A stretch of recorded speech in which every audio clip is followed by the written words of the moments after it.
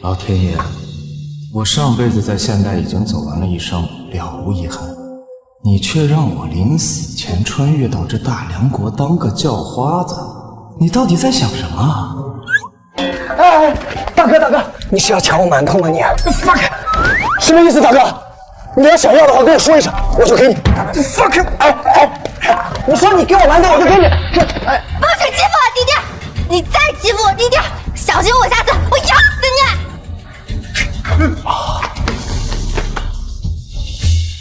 弟弟，不用你管。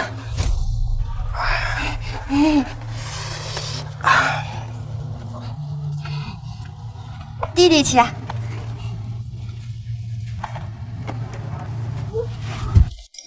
1年了，我走哪儿你跟哪儿，我甩了你18次，你找到我18次，你他妈装懂行了呀你！我要跟弟弟永远在一起，我们永远不分开。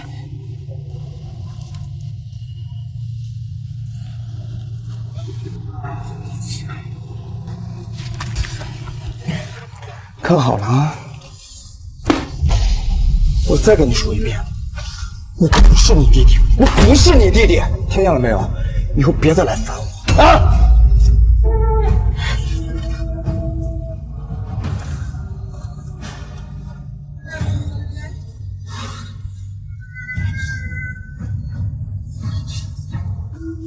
不，你是我弟弟，我就是。你有病吧？啊？你是不是有病？看好了啊！以后咱俩就像这馒头，一人一半，各奔东西。别他妈再来烦我！我不要馒头，我要弟弟，我要弟弟，我要我弟弟，我要弟弟。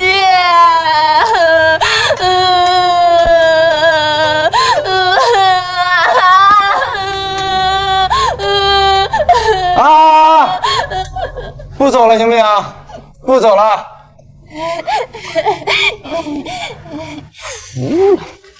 一人一半。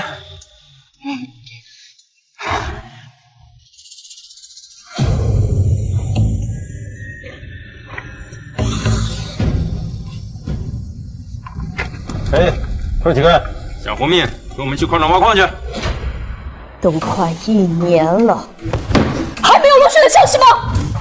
启禀陛下，属下已寻遍大梁9州，都没有三公主的消息。臣以为，住口！母皇息怒，陛下息怒。当初小四和若雪偷溜出皇宫玩耍，岂料小四落水身亡。若雪不愿接受这个事实，几次三番偷溜出皇宫寻找小四。你们说，她一个痴儿行走在这皇宫之外，得吃多少苦啊！陛下，臣这就去寻找一遍。母皇，三妹她吉人自有天相，一定会回来的。是啊，母皇，眼下当务之急是北燕30万大军已然南下，到达我大梁边境。北燕数次扰我边疆，当真起我大梁不敢一战吗？陛下，如今多事之秋，老臣斗胆进谏，还想提醒陛下您考虑一下储君之事。挖矿？我操，在这个时代，10个人去挖矿，8个人都得挂。不要了，走，商量呢。咱们商量。放开我弟弟，放开我弟，弟弟别怕，姐姐救你。啊，自己开！哎，你干嘛？这女的不拿吗？这女的去了也是浪费粮食。对，走，快走！放开我弟弟！他是傻子，给我别跟他一般见识，好不好？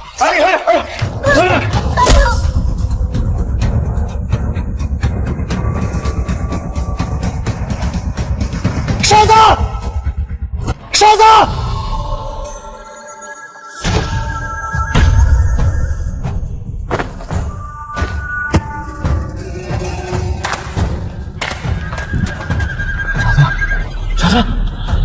弟弟，别怕，姐姐保护你。你怎么那么傻呀？不会死了吧？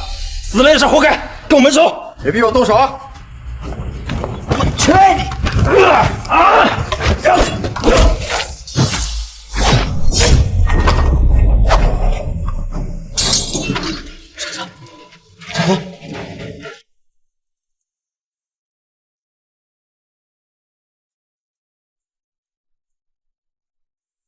谁见过我弟弟呀？弟弟啊！我就把输的全得捞回来。关键上哪弄去？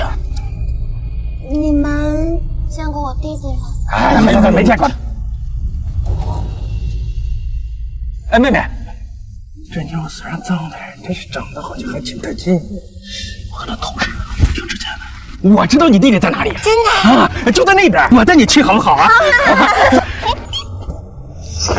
这妞极品呀！什么人都我来了。我弟弟，我要找弟弟。老黄。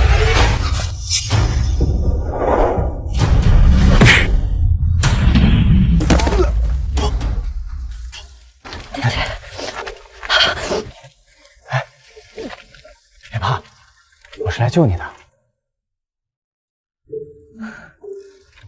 弟弟啊！弟弟！哎，张嘴。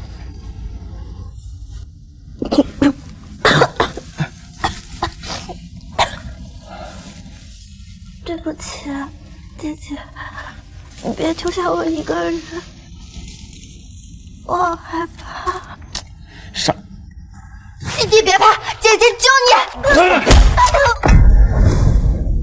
姐姐，我以后不会走了。你为什么不肯留在我身边啊？你可不可以不走了？陪着我，好吗？好，我以后不走了，我发誓再也不走了。在这个世界上，在乎我的恐怕只有你这个傻子了。以后你就让我来照顾吧。你答应姐姐，你要永远跟姐姐一辈子在一起，好不好？好，我们在一起一辈子。好了，好了，老王，姐姐，我想睡觉。坏了，这是重创之后发烧，得吃药才行，不然有性命之忧。哎，不许睡啊，不许睡！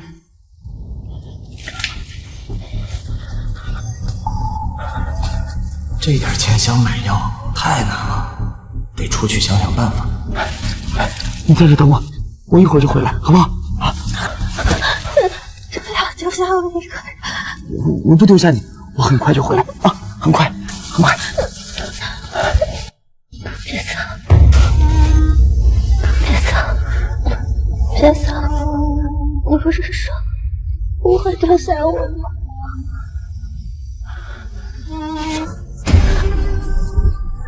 为什么还是要丢下我？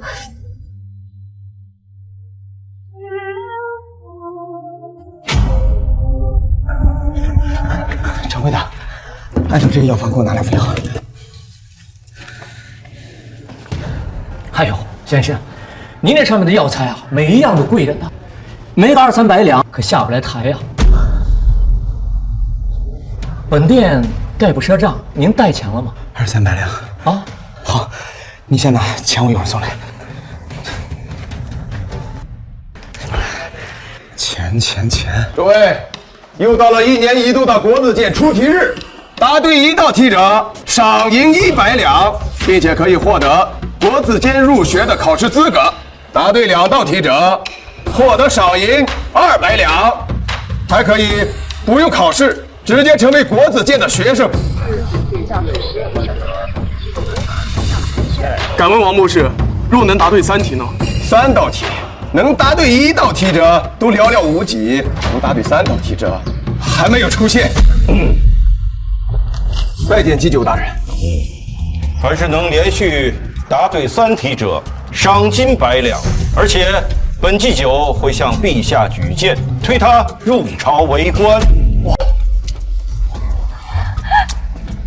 有钱赚了！我的女儿，你到底跑哪儿去了？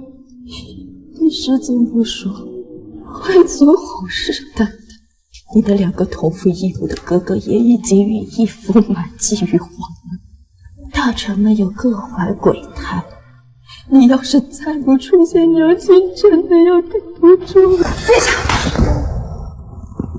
慌慌张张，成何体统？陛下，微臣找到三公主了。她在哪儿？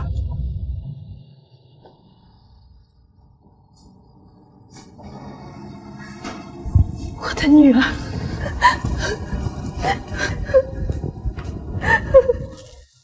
我的女儿，这一年都跑哪儿去了？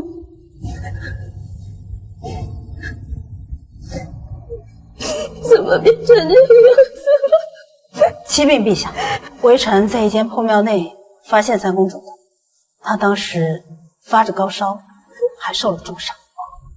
陛下，三殿下伤情稳固，没有生命之忧，随时都会醒来。恭喜陛下，寻回爱女。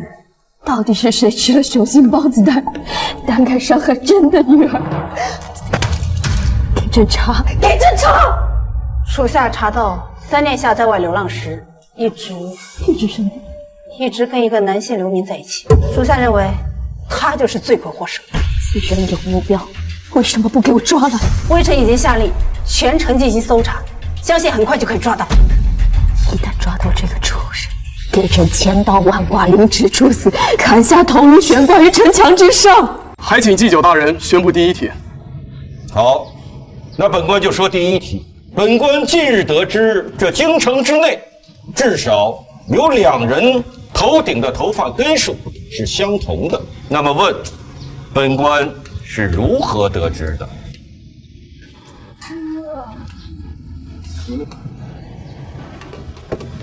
诸位有1炷香的思考时间。祭酒大人，我也想知道，这如何在京城中找出2个人的头发根数是相同的呢？每个人头发数量有多有少，而且数量如此庞大，这怎么可能找到2个数量相同的人？原来这么简单，我知道了。秦公子知道了，那为何不答？不急，我先等其他人答出来听听，再验证我的说法。哦，我知道了，一定是祭酒大人啊，找了一堆人，一个个数过之后，从而得知的。找了一堆人，一根根的数，你以为本官很闲吗？莫非是找了同年同月同日生的双胞胎兄弟？不可能，就算是双胞胎，那也不是数量相同啊。秦公子，看来只能等你作答了。我正有此意。我知道，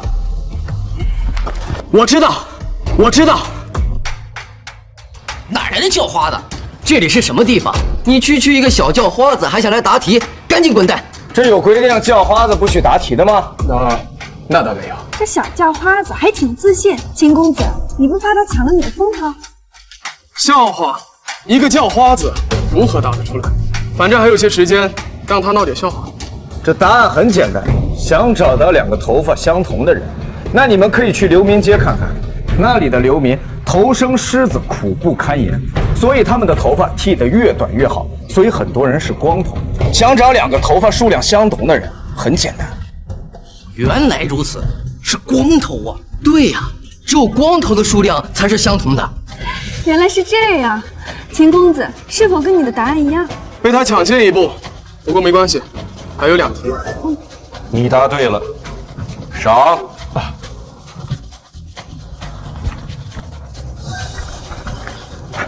别浪费时间，快说第2题。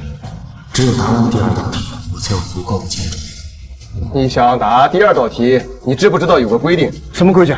答对题的人想答下一道题，答对了赏银翻倍，答错了知信的赏银可要全部收回啊！小叫花子，赚钱不易，我劝你得了赏钱去置办点衣物，吃顿饱饭吧。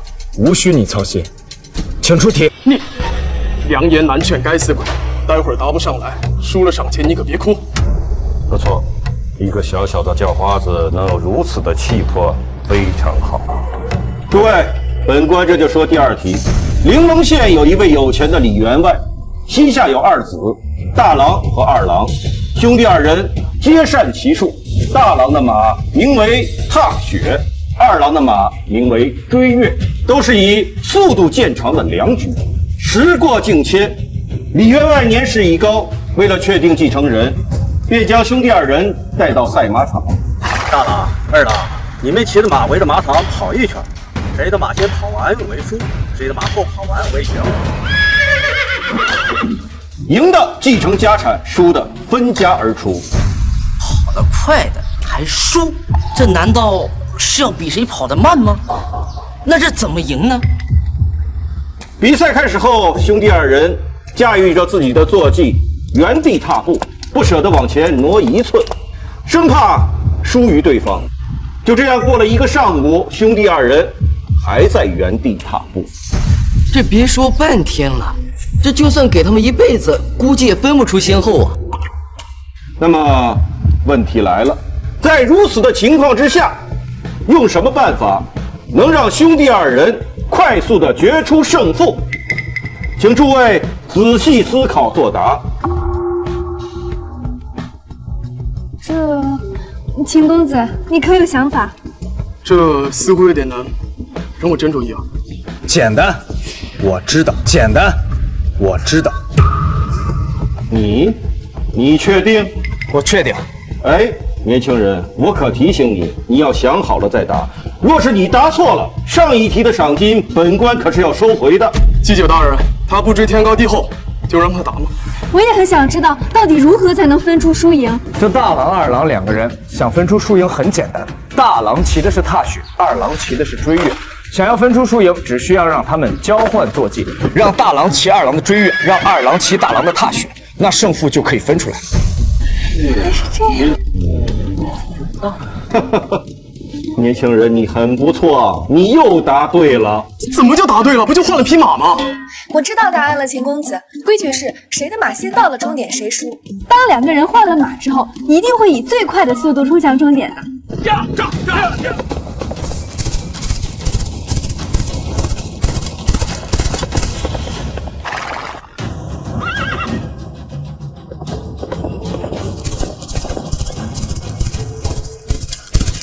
厉害呀，小叫花子，你可以直接进入国子监读书了，未来科举上榜是指日可待呀！厉害，厉害呀！赏。年轻人啊，你获得了国子监的入学资格，真是天赐良机。哎，你别着急走啊，我不感兴趣。此子聪慧，思路清晰，若能受到父亲麾下，必有大用。我回来了，我买到药了。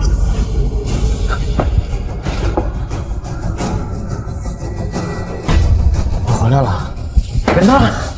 好。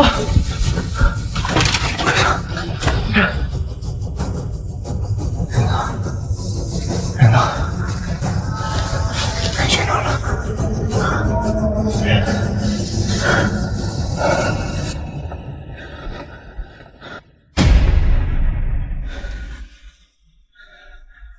你出来呀！你别吓唬我好不好？我错了，我错了，你快出来吧！你不是说好要一直黏着我吗？我错了，行不行？你出来啊！就是他。下去。终于找到你，给我上！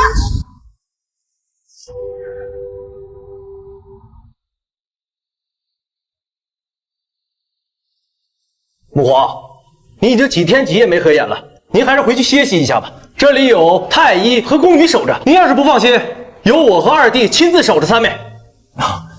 是啊，母皇，龙体要紧，您还有诸多谷物要处理，这万一要是倒下了，那该如何是好啊？这已经失去落雪整整1年，我是片刻也不想跟他分开。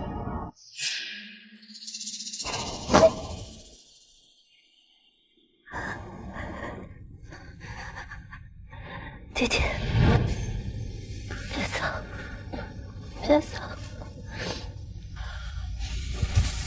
不要走！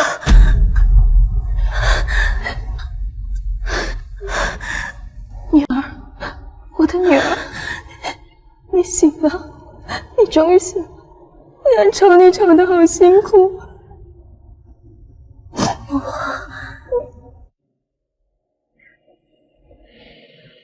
回来了，回来了，回来了！你不要再逃走了好吗？你找不到小四，他不在外面。太好了，三妹终于醒了。是啊，老天保佑啊！我再也不逃了。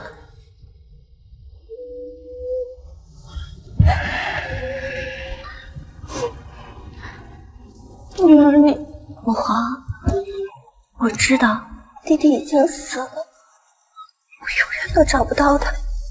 你的头脑，我的头脑很清楚，发生的一切的事情我也都记得。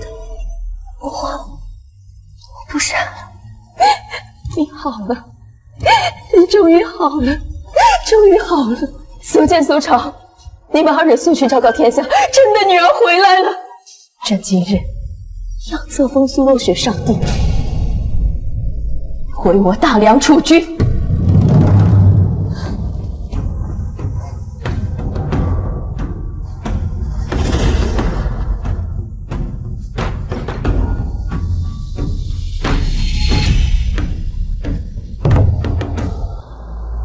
你们二人是聋了吗？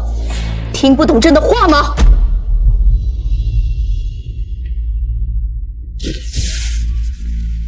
是，母皇。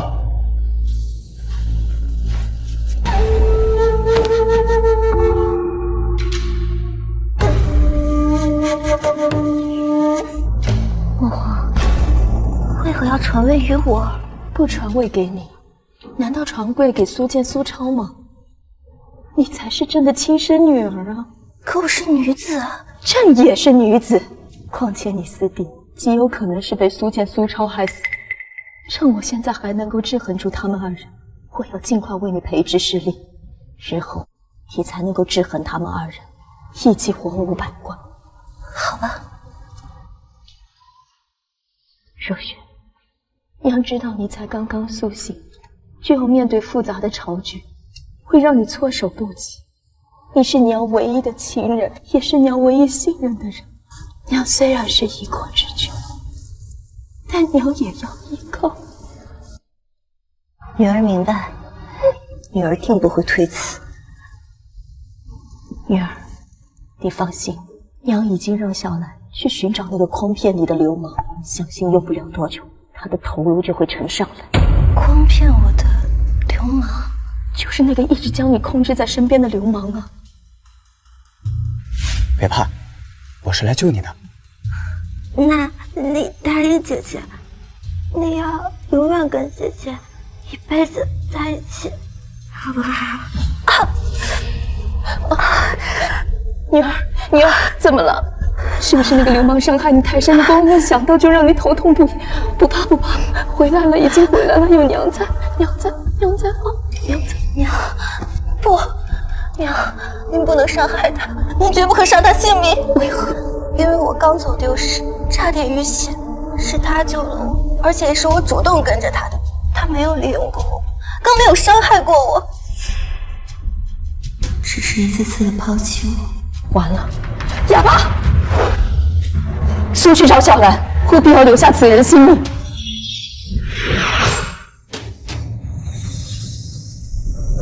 慢！为何不必？因为活着也没什么意思了。从未见过如此坦然面对死亡的人。一个普通流民会有这样的心智？你就不想知道为何要杀你？没兴趣知道，赶紧动手。你没兴趣知道，但我要让你死个明白。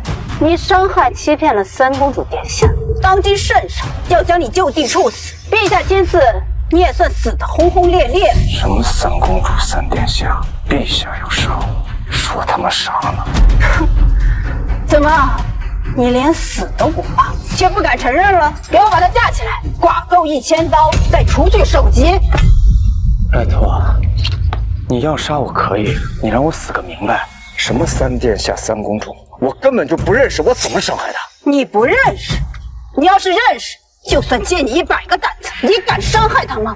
我现在怀疑你们搞错人了。我的确想死，但是我不愿意替别人去死。杀我可以，我死也可以。你刚不是挺豁达的吗？怎么紧张起来了？动手！慢着！爹，他就是我说的那个年轻人。蓝护卫，你又来此作甚呢？我暗卫做事不需要通过太师大人您知晓吧？你们暗卫做事确实不用通过本官，但是本官看到这种事儿又不得不管。他只是一介流民，你们为何要动用私刑？我若是告诉你这是陛下的旨意，您该当如何？他到底做了什么？居然是陛下来动他！哎呀，若是陛下的旨意，你有什么依据啊？他有何罪之有呢？陛下说他有罪，他便是有罪。那就没办法了，抱歉，小乞丐，我救不了你了。心意我领了，反正我也活够了。走吧，爹。贾公公，留他一命。看样子我死不了了。把他带走。走吧。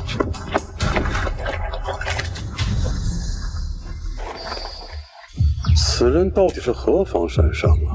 这陛下一会儿要处死他，这一会儿就又让雅公公亲自过来留他一命。我也不清楚，爹，但是此人甚是神秘。哎呀，这女皇是刚愎自用啊！这大皇子和二皇子那对着皇位那可是虎视眈眈。这世族门阀蠢蠢欲动，这不久的将来啊，这大梁朝局必然有一场血雨腥风。灵儿，你若是男儿身的话，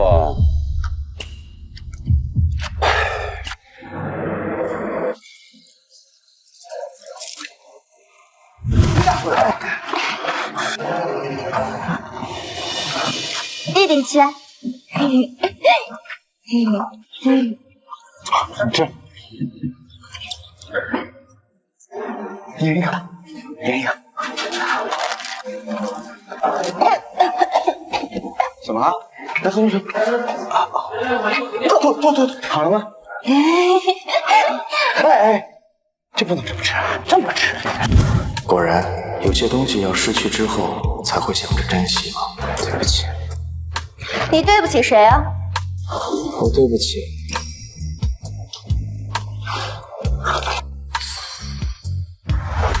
傻子，还是大哥厉害呀！我又输了。我再厉害，也抵不过我们那流浪1年的三妹呀。她不一样，她毕竟是母皇的亲生女儿。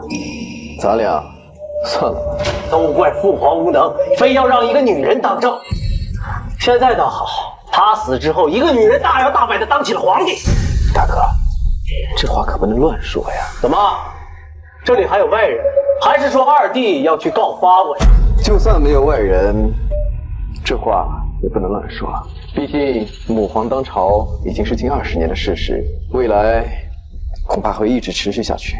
哼，当初我们弄死了老四，又毒傻了老三，我以为这储君之位，他会在你我2人之间选一个。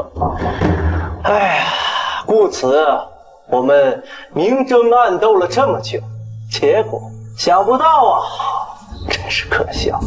所以，大哥是想和我冰释前嫌了？不但要冰释前嫌，还要同仇敌忾。敌在何处？这还用我说吗？傻子，你没死，你还活着。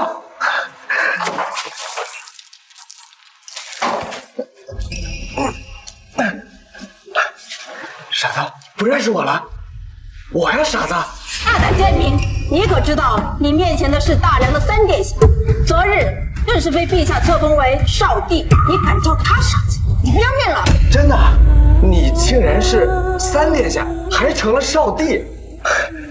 我赵林竟然跟一个以后要当帝王的人一起流浪了1年。哎，那你以后是不是能随便封我一个讨嫌的官职，对吧？好，姐姐。哎，我可没伤害他啊，他自己在这儿呢，不信你问他。当时少帝正在昏迷，我误以为你伤害，现在误会都解除了。那解除了，就给我解开吧。现在还不能给你打开，因为我有一个问题要问你。你好像跟之前不一样了。你要问什么？我都回答你。面对如今的我，你可后悔？后悔什么？你弃之敝履的乞丐、疯子，竟是天皇贵胄，是你高攀不起的存在。你难道不后悔吗？你的思路怎么变得这么清晰？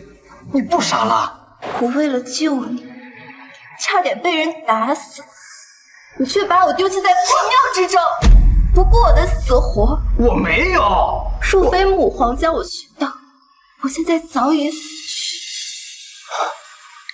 此时此刻，你得知我身份尊贵，便恬不知耻的跟我拉关系，甚至不惜叫我姐姐。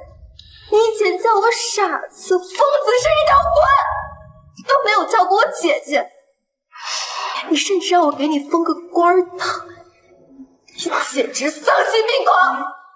好，我承认，之前我是有些嫌弃你，我向你道歉，对不起。但是现在我看到你站在这儿，还当了什么少帝，我很高兴。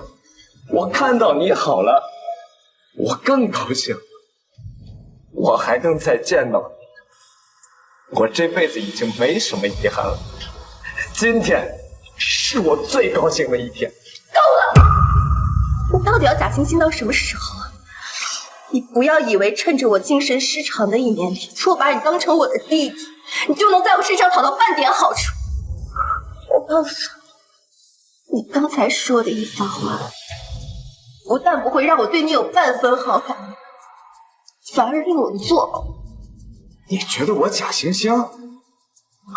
好，随便你怎么想，反正是不是真的我心里清楚。还有，我没把你抛在破庙里不管你。那你为什么要把我一个人丢在那？你受伤了，你生病了，我要给你拿药啊。拿药？你连乞讨都不会，你哪来的钱去给我拿药？好，言尽于此。你要是不信的话，我也没办法。你要是不解气，觉得是我不管你，你可以杀了我。你说什么？我说你把我杀了，一个少帝杀一个乞丐，你杀我就像碾死一只蚂蚁。你以为我不敢杀你是吗？哎，看来少帝很在乎这个乞丐，所以才会如此生气。说杀了他也好，这样至少不会成为少帝的绊脚石。哎，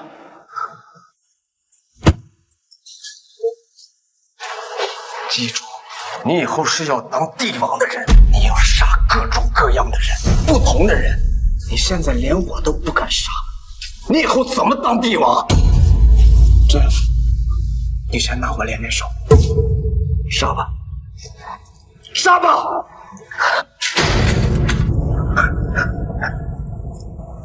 你连一个跟你一起流浪的乞丐你都不敢杀，你以后怎么做皇帝？啊！一个乞丐有什么资格对我说教？说教？你觉得我是在对你说教吗？我是在关心你，傻子！我也是刚刚才发现，你是这个世界上我最在乎的。事到如今，你不要妄想博得我的同情，我不会上当的。殿下英明，这个家伙不过看了您现在的身份，想说些好听的讨您欢心吧。难道你就看不出来我关心你？哎，你要是对他足够忠诚，那你就知道他现在身上还担不起大梁这个大旗。陛下还在，少帝成长起来不过需要一点时间罢了。时间？问题是现在又有多少时间？这乞丐的心智果然非常人所及。这样，你如果不杀我，那就让我留在你的身边，我为你披荆斩棘，扫除障碍，助你登上巅峰，万人敬仰。够了！如今这世道，你只能靠鸡鸣狗盗、沿街乞讨为生，你连独善都做不到，还敢放下豪言说助我登上巅峰？你醒醒吧！我告诉你，在这个世界上，只要我想，就没有我做不到的事。那就让我期待一下，期待你说我能做到，但我不会给你半点台阶。你想走到我身边，每一步都要靠你自己走。好，那你等着我，我很快就会到你身边。很快？很快是有多快？10年、20年，还是一辈子？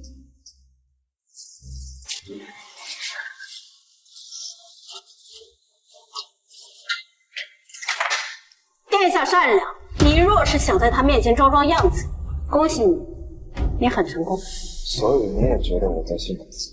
难道不是吗？好，等着瞧。好，我等。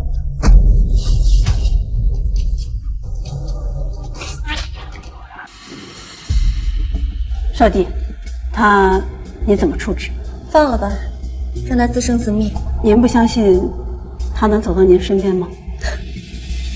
一个乞丐想一步步走到我面前，可能吗？我知道了。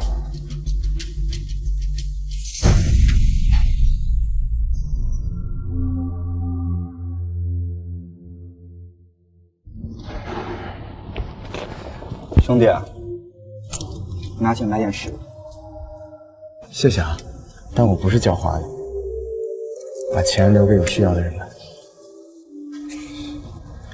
第3题比较复杂，本官给了你们3日时间思考，你们剩的时间已经不多了。我替祭酒大人最后重复一下这个题目，用现场的这些人围出一个最大的面积。我先来。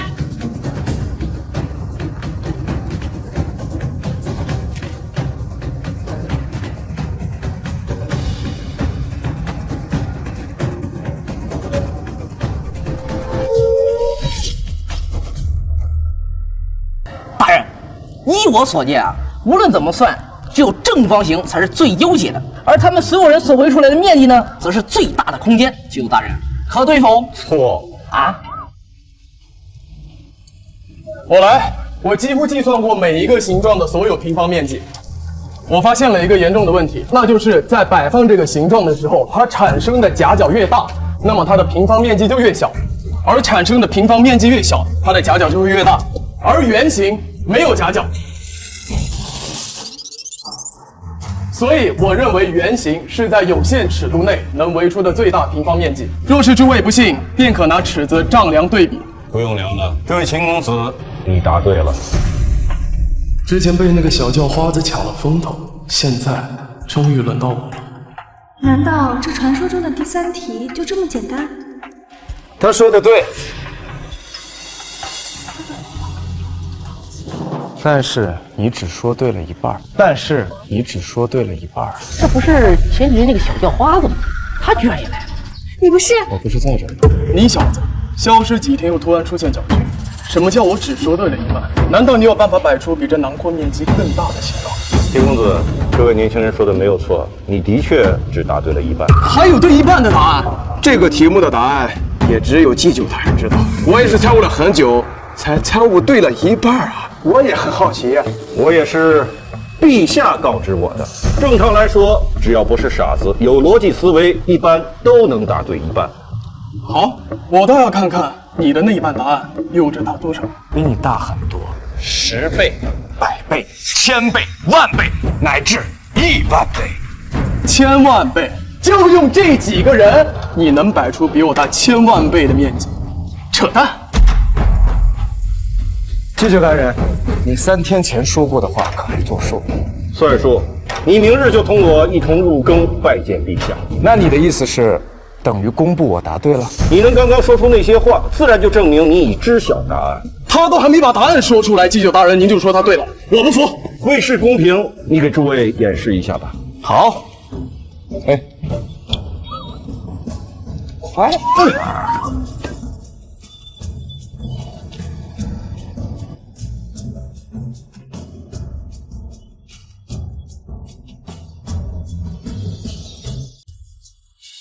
我好了。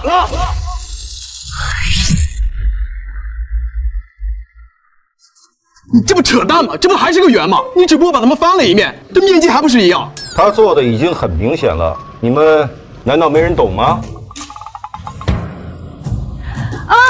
我知道了，还是我们的思维太过于极限了。看来也不尽是都不动脑子的人。没错，你们只想着用有限的尺寸包含有限的范围，可是你们不知道，这有限的尺寸也能包含无限的范围。你说什么呢？连半句都听不懂，能不能说人话？那我给你解释解释，就是你们的思维啊都被锁住了，需要扭转一下。怎么逆转？那比如说，我现在不在圈内，而是在圈外，这样你们就没包住我，而是包裹外面的世界。那你这不还是在圈里面？那怎么又到圈？秦公子，你听我说，若以整个国子监为中心，那这个圈就会包裹住整个国子监；若以整个大梁为中心，那它这个圈就会包裹住整个大梁；若以宇宙洪荒为中心，宇宙洪荒无限大，人只要站在圈外，那么它包裹的尺寸就是无限大。所以1万倍的说法毫不夸张。向内是有限，而向外则是无限。原来还有人不服吗？今年最打脸的就是被这个小乞丐答对了3题。我记得咱们前几年国子监的题目都是诗词歌赋、琴棋书画之类的，这2年的风格突然大变，这我们一下子适应不了。不是从小学的都是君子6艺，根本就不擅长这些奇奇怪怪的问题啊！结果就让这小乞丐给钻了空子。我听说咱们的科举考试也要改革，不会以后3年1度的科举题目都是这些玩意儿吧？那咱们大梁国的文墨风采难道都要舍弃了吗？那这和望文有什么区别啊？难道真要改革科举？难道传言是真的？这题目跟望文有什么关系？是国家不让你吟诗作对了？没有，但是能文之人才是有才之人，有才之人才能科举仕途，造福百姓。造福百姓？那我现在大梁受北燕滋扰，靠吟诗作对能把敌人吟退了？你，哼！以前的科举制度，这读书读得越好，官职就会越高。可这些文人呢，不懂变通，思维局限，更不懂如何治理国家，甚至还觉得为官不自由。官员要是自由了，百姓就要受苦了。文采可以用来陶冶情操，可以表达自己、表达世界，是人文传播的重要工具。但文采并不是一个人能力的全部体现，更不应该作为选官的重要标准。好，说得很好。这些话我一直都不敢说，没想到这个年轻人竟然如此有魄力，当真是初生牛犊不怕虎啊！这一句话可把天下的文人都给得罪了。好，说得好。好个屁！难道就要凭你的一句话推翻大梁千百年来所有从政者的真心付出吗？大梁现在固然发展得很好，但是还可以更好。是安于现状，还是寻求突破？你选。此人必会一飞冲天，只是锋芒太露，容易得罪人。目中无人，果真是目中无人。庶子放肆，国子监前夸夸其谈，不知天高地厚，嘴上说话没个把门的吗？就是一个小乞丐，不要以为对了几道脑筋题就可以在这大放厥词。大人，我就将此人逐出去算了。就算文采不是选定官人的最优解，我也认了。如此狂妄之徒，就算是聪慧过人，也不配为官。年轻人，本官劝你自省，给在座的诸位道个歉。如果你听不出来我是为你好，那证明你也就如此了。道歉？给他们做你的狗屁梦，做你的狗屁梦！公子，我劝你莫要跟祭酒这么讲话。目中无人，狂妄，居然连祭酒大人的话都敢顶。大人，此人虽然连对3题，那若是入朝为官，如此目中无人，岂可了得呀？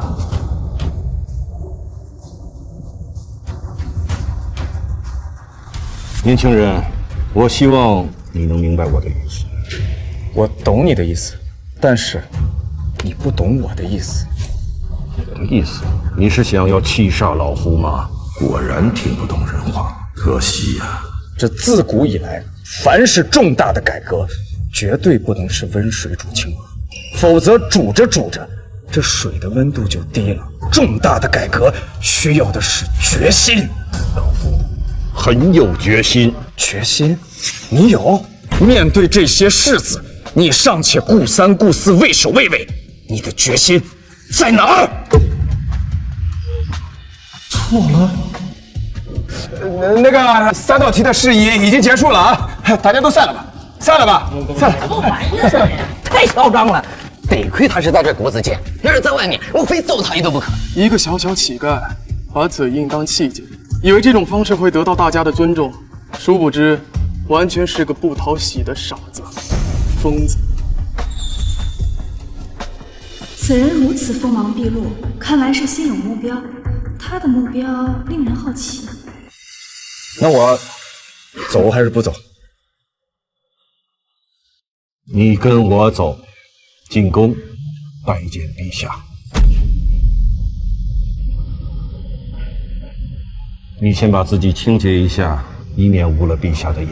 傻子，我想很快我们就要再见面了。微臣斗胆问少帝，陛下的病情到底什么时候好转？他何时出来治理朝政？母皇让本少帝暂代朝政，有什么事同本少帝说是一样的。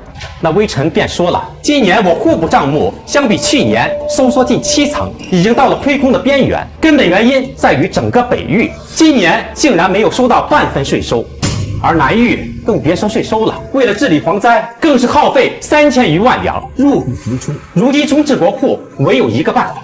何办法？那就是将北域所欠1年的赋税补齐，并收取利息；而南域蝗灾以西所欠税款以及赈灾款，逐步分期偿还，让国库回血。不可！北燕在我大梁边境虎视眈眈，大有进攻之势，而我北域的钱全都用于边防和为随时可能发生的大战而囤粮，怎么可能还有能力补齐税收？南域蝗灾刚过，去年1年颗粒无收，百姓刚喘一口气，便让他们偿还赈灾银两，这不是寒了南域百姓的心吗？万一激起民愤，大人您担待得起吗？二殿下，你这么说，那下官就不乐意了。我也是为了国库，为了大梁朝廷，难道我们要穷到连数十万官员的月例、基础民生织造都无法维持下去吗？就算你不乐意，但这就是事实。还有大殿下，怎么了？我大梁自古以来东西南北皆有动荡，你不能以此为借口就不纳税，那和耍流氓有什么区别？混蛋！你说什么？够了！朝堂之上，吵什么吵？还请太师大人评评理。太师大人评评理啊！我北域的钱都用于边防，而北燕大有进攻之势，谁去抵挡？南域蝗灾刚过，百姓处于水深火热，我们拿得出多少粮食，也还不了赈灾的款。你北域、南域都不给钱，国库怎么办？上来的国下没有啊？没有啊！你不给钱，你不给钱！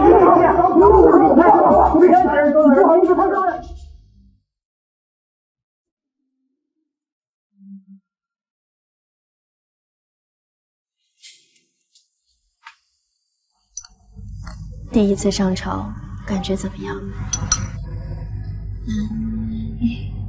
觉得难就对了，这就是帝王的生活。所以你要善于利用你手中的文武百官，去平衡、去解决、去治理这个国家。儿臣定会努力。陛下，国子监祭酒张纯生求见。张纯生，你确定他要求见朕？千真万确，你要他找到人，他找到了。什么？龙体重要。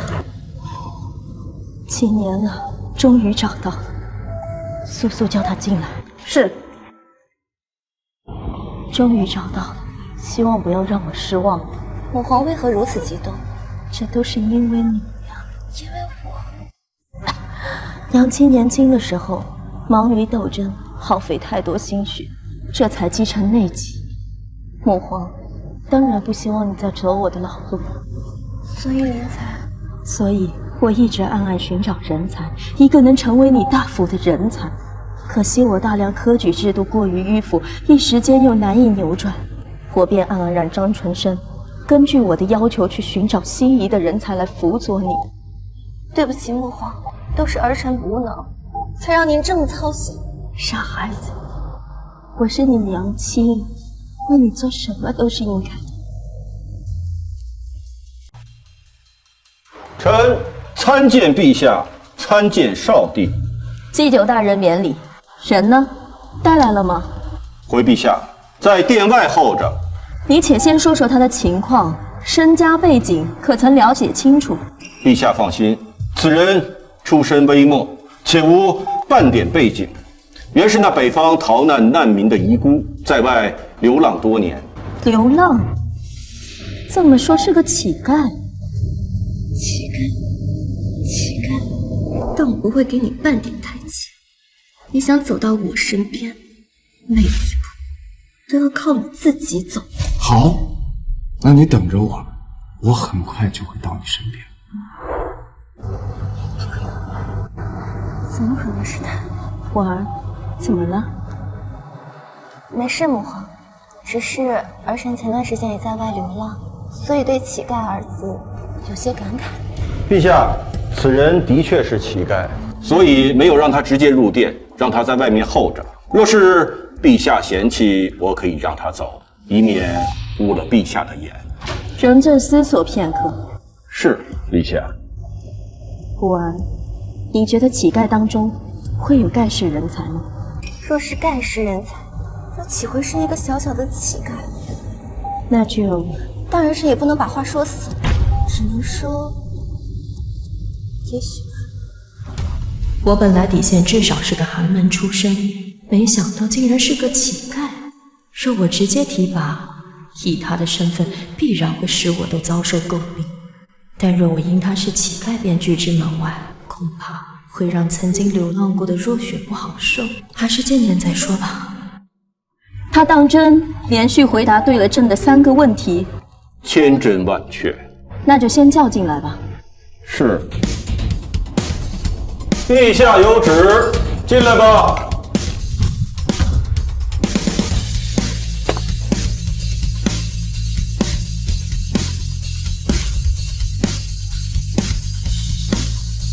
草民见过陛下，见过少帝。赵灵，你虽满身污垢，我观你仪表堂堂，不语轩昂，名字也很响亮。这名字是谁给你取的？一个养了我2年多的老人给我取的。老人家可好？不好，因为偷吃地主家的烧鸡，被活活打死。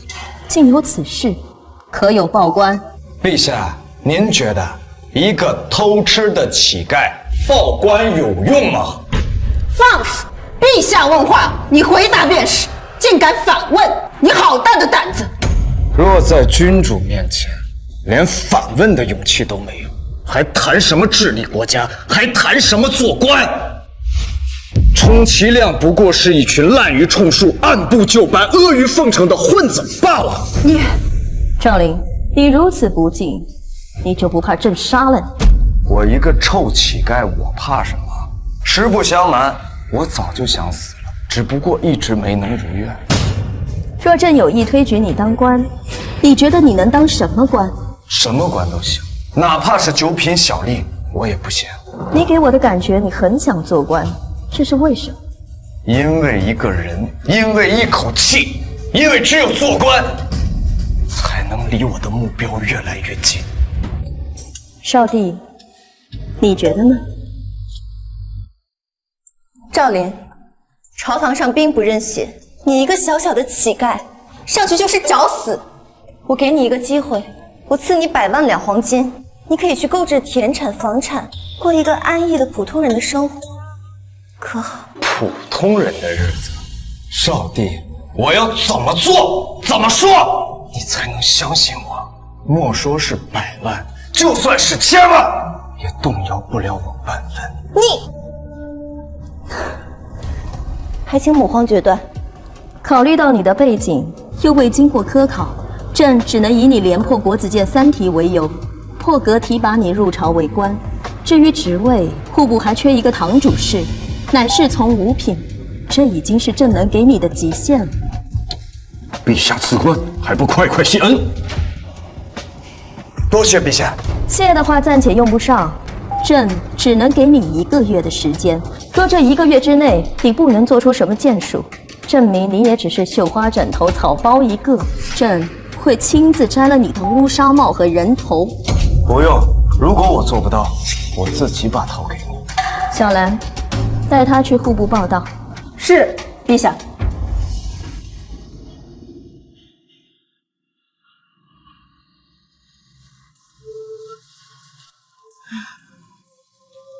本皇为何而叹？我一方面希望他有能力做你的大辅之才，另一方面，我又希望他平庸。为何？他若平庸，1个月之后，我便可以将他逐出朝廷，他继续做他的乞丐便可。但若他真的有超世之才，待他替你扫清一切障碍之后，你必须得亲手杀了他，一绝后患。如果你做不到，娘会替你做到。本皇说什么呢？一个棋子而已，儿臣怎么会做不到？娘不傻，娘看得出来，他就是跟你一起流浪的那个乞丐，对吗？真没想到，他竟然能为你做到这个地步。到底是攀附巴结你，亦或是真的是为了你好？很快便能知晓。祭酒大人，祭酒大人，感谢您的推荐。我也不是没有目的的。陛下把改革科举之策交由我负责，我需要一个强大的帮手助我。你的官职虽然还可以，但是想要帮到我，还远远不够。祭酒大人放心，我很快就能帮到你。你有信心非常好，那我就预祝你早日登飞。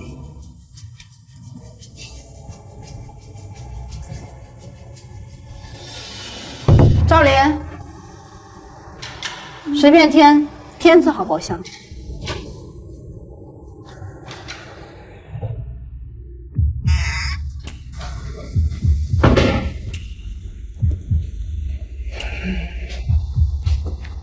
能做吗？见到本宫，为何不施礼？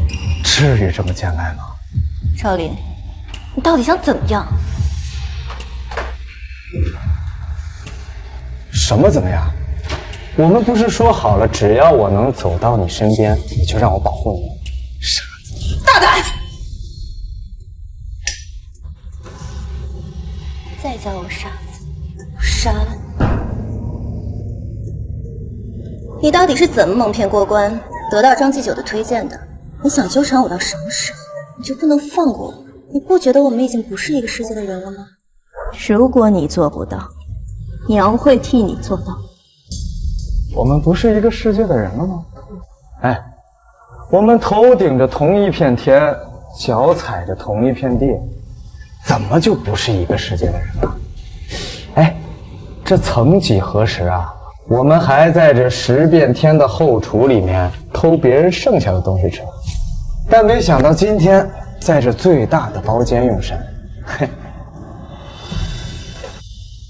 有什么事儿，咱们吃完再说。既然你不听劝，那这饭也不用吃，滚！哎，秦公子，天字号包厢已经有人了，你不能强闯啊！不要那么快说，本公子今日就要天字号。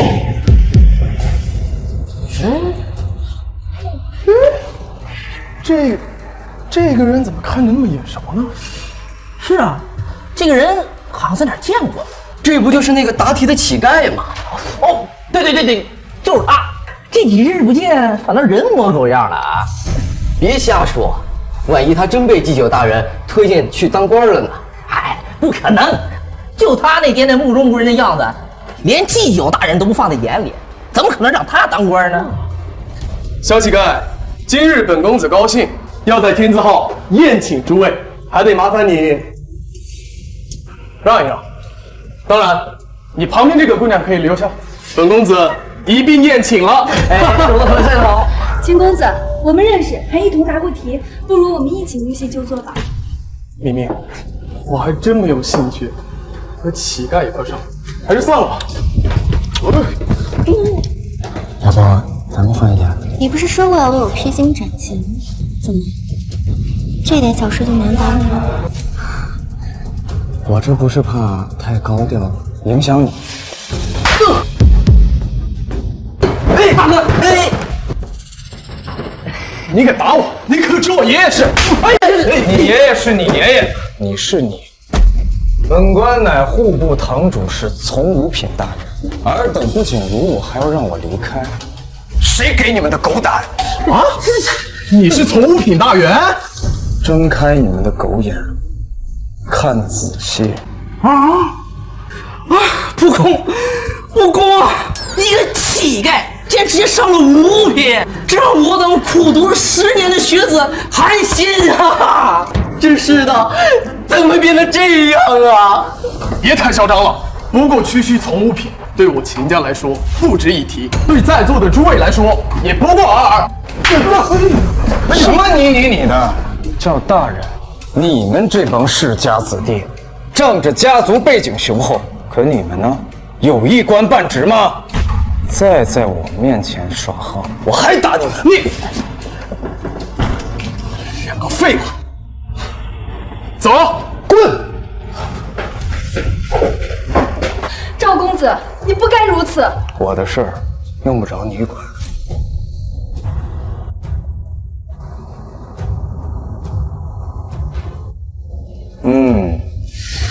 这用官职装逼是挺爽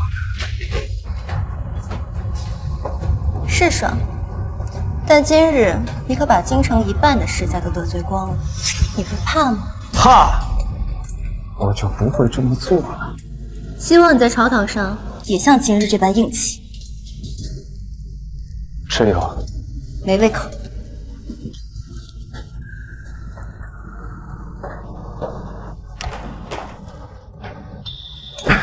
我自己吃，我最讨厌浪费粮食。参见少帝。平身。少帝殿下，出营国事一事，您可有决断？北域抵御外敌，本少帝可以免除你的罚息，但是所欠的税款还需补上。大哥觉得如何啊？少帝殿下，您说笑了，单单免除罚息怎么能够？我北域的钱都用在边防之上，哪还有钱强行交税呀？若是强行交税，恐怕会寒了边疆将士们的心，届时北燕南下，其后果不堪设想。王爷，您可是在威胁殿下？你是何人？你是何人？本王怎么从未见过你？在下赵林，乃户部堂主事。3品以下不得进入朝堂之内，而你一个从5品的堂主事，竟敢插嘴！北王莫怪，今日是为国库事宜而来，我得找个助手汇报详情。之前已经写了折子交代过了。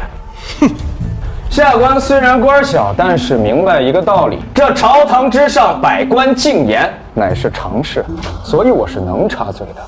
大王爷，您还没有回答我的问题。您刚刚是在威胁殿下吗？我没有，反正我没有钱能交清赋税。为什么没钱？刚刚本王不是已经说过了吗？是你听不见还是聋了？笑话！这数百年来，北燕一直寻衅滋事，从未停歇。况且我北域有广大的牧场，牛羊成群，矿产丰富，一直以来都有钱。为什么你当上北王之后就纳不起税了呢？你什么你？我问你，这北域可有南方那样的重大天灾？没有。但是那北燕呢？又拿北燕说事儿。这北域一来没有增兵之举，二来没有重大天灾，怎么就没钱了？还是说这钱被你咪下干了点别的事儿？住口！休要胡说八道！这陛下不在，如今朝堂之上，少帝最大，他都没让我住口，你又算老几？还有，你还是没回答问题，钱呢？钱去哪儿了？这哪来的小官？这么勇！此人原本只是区区乞丐，这没想到竟然通过回答国子监3道题而翻身，并且迅速抓住机会上朝展现自己。这未来若不被踩死，恐怕没人压得住啊！你是不是认为我真的不敢把你？大哥莫急，少帝还在呢。大哥，本少帝觉得赵大人说的就是我心中所疑虑的。钱为什么没有了？充粮招兵，朝廷会拨款，你记录在册即可。但纳税是国之根本，怎可说坏就坏啊？可是什么？在这朝廷之上，我叫你一声大哥是尊重你。退款之事，我立刻筹备，但最多1半，已经是极限了。1半可以，那其余的1半。本少帝限你3个月期限，补齐。多谢少帝谅解。这小子厉害呀，不愧是陛下钦点的堂主事，竟真能虎口拔牙。至于南下，殿下，南域灾情刚过，百姓还没来得及喘一口气，便让他们偿还欠款。南域不是不还，属实是没有钱呀，还望殿下三思。二哥莫急啊，本少帝知道南域不易，那所欠的欠款可以暂缓。大哥啊，大哥，你就应该先发制人，这样三妹就没机会要钱了。不过嘛，这个南域赈灾所用数额巨大，其账目本少帝需要仔细核对，也是方便我了解南域的灾情。那这件事就交给赵林主事去做吧。赵林，你能否辅助我二哥整理账目？回殿下，微臣能。回殿下，微臣能。如此甚好。二弟呀，二弟，看来咱们三妹也没打算放过你呀。殿下，这恐怕……这什么？二哥难道是有什么不能让本少帝知道的吗？没有，只是……只是什么？苏若雪这一手打得我措手不及，我根本没时间做一个非常完美的账目。有一查必有漏洞，到时候若被揭露，即便是我也会被问重罪。难道真到那个时候了吗？二哥倒是说呀。只是南方大灾，但是南王爷可以先偿还朝廷1半银两，剩下的1半等到明年再还。只不过最近因为筹集银两，无暇顾及账目，可以等过几天我再去问王爷索要账目。是这样吗，二哥？是，确实如此。好，那本少帝便给你7日的时间去筹备，筹备过后交由户部，然后再由赵林主事整理账目。是，殿下。若南北各收回1半，那我户部便能松一口气。但离充盈还相差甚远，但仍有误国纲之危啊！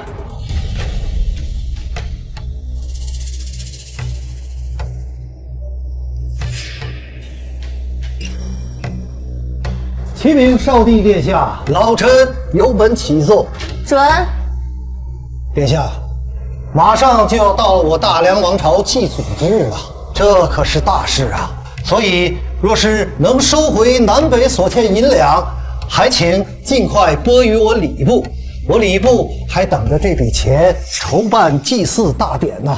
我去，这老东西刚看我户部有些起色，就来搞钱了。大人，我皇先看看。倒是确有此事。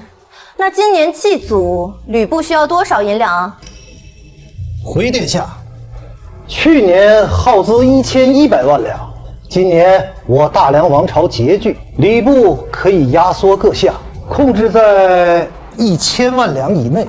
1000万两，祭祖的开支这么大，不知这其中的复杂过程能否节省1二啊？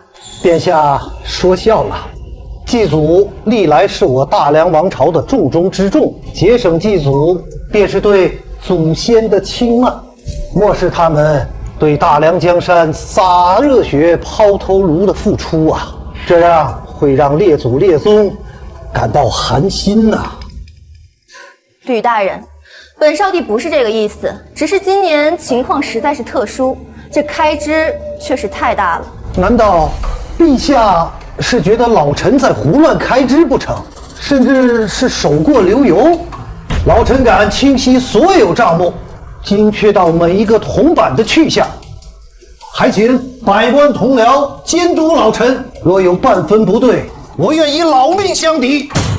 吕大人，此话严重了。太师大人，老臣这话不为过呀。少帝今日主打的就是一个不相信，不相信呐！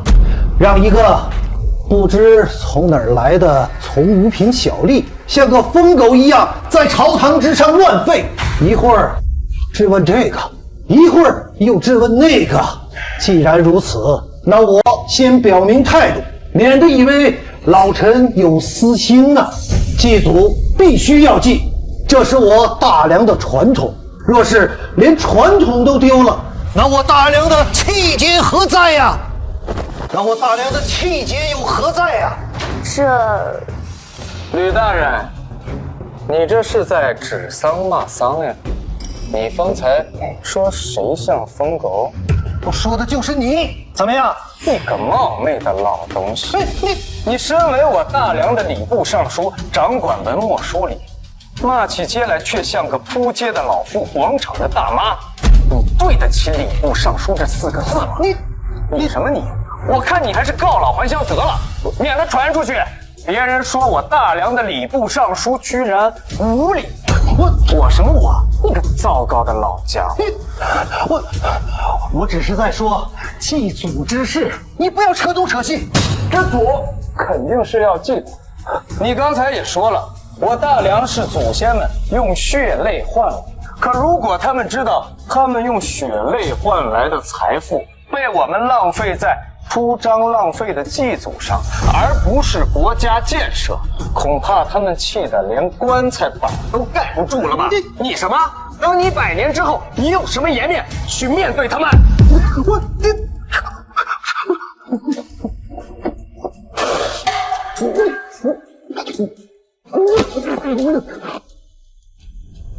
糟糕的尚书大人，你怎么了？吕大人。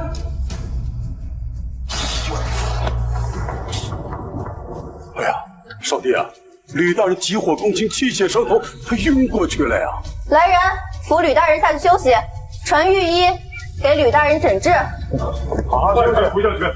既然吕大人身体抱恙，那祭祖仪式，赵大人觉得应该如何？依臣之见，祭祖当日应当举行庙会，唱唱歌，跳跳舞，该吃吃，该喝喝。但是到子午时分，中山寺99次鸣钟，而钟响之时，全城的百姓寂静默声即可。岂有此理！祭祖变成了开庙会，这两者岂能混为一谈？老夫倒觉得钟声一响就默哀倒是个好主意。中国的祭祖呀，是肃穆之事儿，当日应该庄严一些，不过这庙会嘛，少帝啊，老夫就觉得罢了吧。太师大人，敢问您若在100年之后，您希望您的后辈们如何呀？当然，我也希望看到我的后人开心、快乐、幸福。您是这么想的，我相信我大梁的先祖们也是这么想的。他何尝又不想看到百姓安居乐业、健康快乐呢？此话说的倒是有道理。既然如此，那老夫就暂时赞同赵主事的观点吧。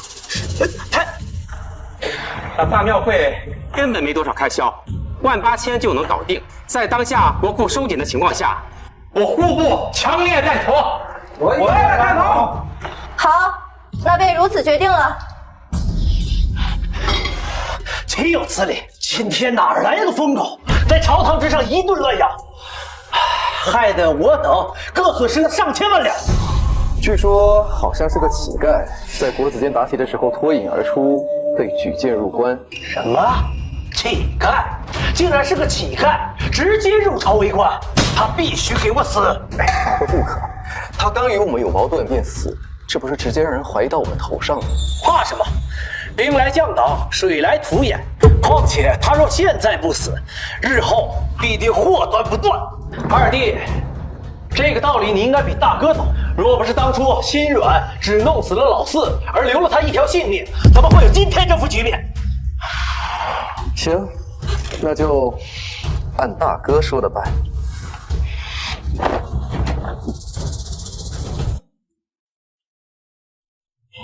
没想到这个小乞丐倒有些能力，不但能够从老大老二嘴里拔牙不说，还能为我大梁省下一大笔钱。口舌之争罢了，并非什么能力。一个区区从五品能够把1、2品大臣对得哑口无言，这不是能力是什么？母皇，此人留在朝堂上，恐怕会祸乱朝堂。要不，我们还是把他的官职去了算了吧。不可，这个人能力才刚刚展现出来，母皇很是期待。你先下去吧。小兰，去把赵灵叫来，朕要单独见见他。是，陛下。微臣见过陛下。免礼。赵大人昨日在朝堂之上英姿飒爽，朕已有耳闻，实在佩服。不知是否达到了陛下的预期？还行吧，但你现在只是一个从五品，连上朝的资格都没有。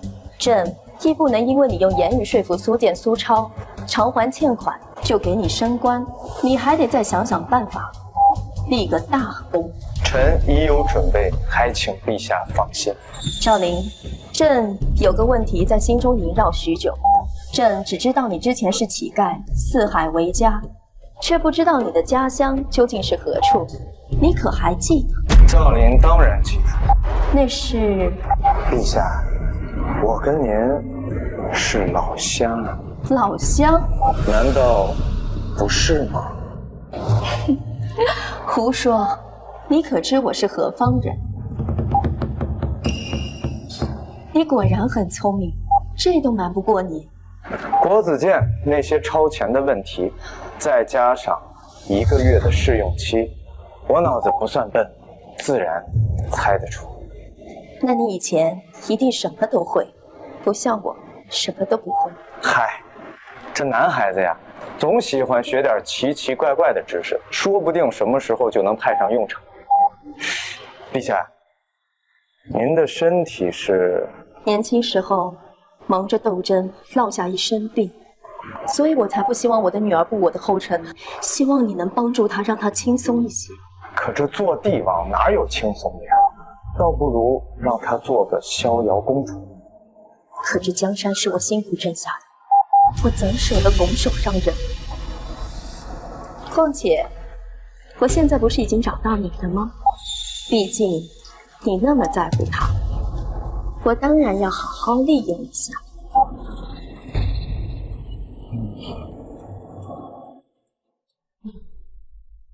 我娘和你说什么了？陛下跟我是老乡，然后我们就简单聊了几句。他和娘是老乡，娘怎么没跟我提过？殿下，杨国言使已到，请他进来。是。言使？没有言使啊。请吧。拜见大梁少帝。请问使者，为何向我大梁出售的盐涨价了5成？少帝殿下，这物价水涨船高，大梁的粮食也涨了呀。胡说！我们是因为今年南方灾害减产，而我们的价格浮动也不过上下1成，你们居然涨价了5成，简直离谱！我们杨国今年也不易啊，所以还请少帝多谅解。若不行的话，那我们就不卖了。你不卖就不卖了，原来是盐是吧？我们不需要。你胡说什么？细盐我们还是很需要的，毕竟附近邻国只有杨国制造得出细盐。我们细盐供不应求，也就是大梁是我们杨国的友好邻邦，我们才优先供应给大梁。若是大梁有疑虑的话，那我们就卖给别人了。价格能不能再商量一下？那你们就卖给别人吧，慢走不送。哦，对了，另外，我大梁南下出现了蝗灾，原本是双方互相友好贸易，我才卖给你们粮食。但是现在我们要防着北燕来犯，所以这粮食我们也不卖了。你们要买的话，就去整别的国家吧。小兰，松口。什么？不好意思啊，使者，他只是一个小吏，不懂规矩，海王勿怪。若人人都像这小吏一般无礼，那大梁还谈什么礼仪之邦？这礼仪之邦面对的是有礼仪的人，而不是你这种敲竹杠用。告诉你不要让你胡说，这下好了，不得不打你10几大板才能平息此事。小兰，拖出去，打。是。等等，你们看，这是什么？这如此精细，如细沙般的东西是？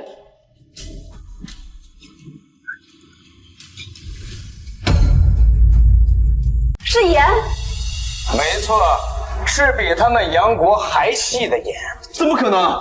胡说八道！我就没见过比我杨国还精细的盐。这怎么可能？我不信，我不信！傻了吧？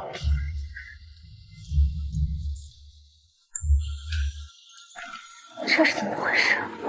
启禀殿下，下官不才，刚刚研制出了制作精细细盐的方法，现在我大梁不再需要向其他国家来买了。殿下，您看现在还要打我板子吗？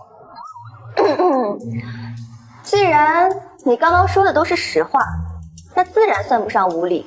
板子嘛，当然也就不用打了。多谢殿下洪恩。至于杨国使者，我大梁现在已经有自己的戏言了，就不需要向你们买。不是，你们怎么可以这样？明明每年都要买的，怎么突然就不买了？这不符合做生意的规矩啊！是我们一开始要与你们签订长期协议，你们不愿意，无非就是为了到时候等着涨幅价格。既然我们之间没有协议，那我说取消便可以取消了。当然，粮食我们也不卖了。殿下，盐你可以不买，但粮食你不能不卖呀！我们杨国地小物稀，万数口粮都得靠大梁。你要是不卖粮了，我们梁国的子民怎么办呀？这卖还是要卖的，不过这价格嘛，就按之前价格的2倍。2倍？嫌少，那5倍。 2倍，完全2倍。我说的是5倍，5倍，5倍，就5倍吧。请吧。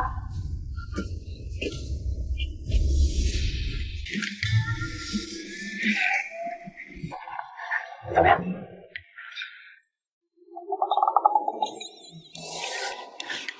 脏吗？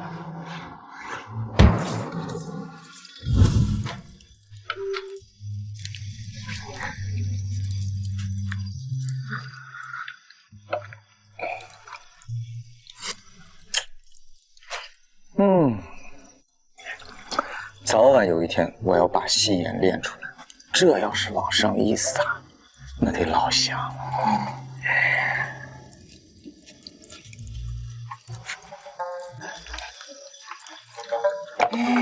先吃。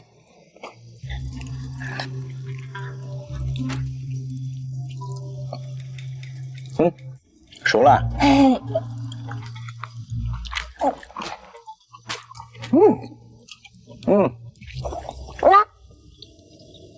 垃圾自己丢。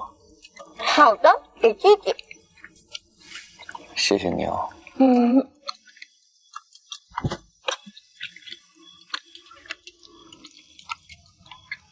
好吃吗？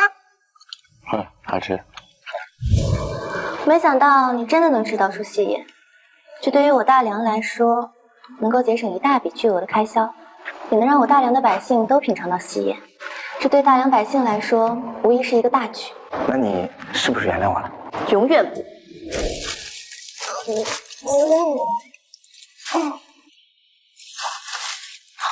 弟弟呢？弟弟，你抛弃我的事情，我永远都会记在心里。我没有丢弃你，那次真的只是误会。你说误会就是误会，你抛弃我18次，次次都是误会。我满心满眼都是你，你却只想着丢下我。你知不知道我每次睡醒找不到你，我有多害怕、多无助、多紧张、多痛苦？这些你都知道吗？我以后不会再抛弃你了。你不要以为帮我1次2次，我就会原谅你。我没这么想，这是我应该做的。你我乃是君臣的身份，君臣有别。我希望你认清自己的身份。我现在配不上你，但是你放心，早晚有一天。住口！你一路走过来都是靠运气，你制造出戏言也不过是巧合，你根本就一无是处。行吧。但是这次，你确实立了一件大功。我这人向来赏罚分明，我可以赐你一个官当，3品以下，你选吧。那就礼部如何？为何是礼部？你把礼部尚书吕昌气得吐血，你现在去礼部无疑是去找死。因为我这个人呀，天生反骨，主打的就是一个叛逆。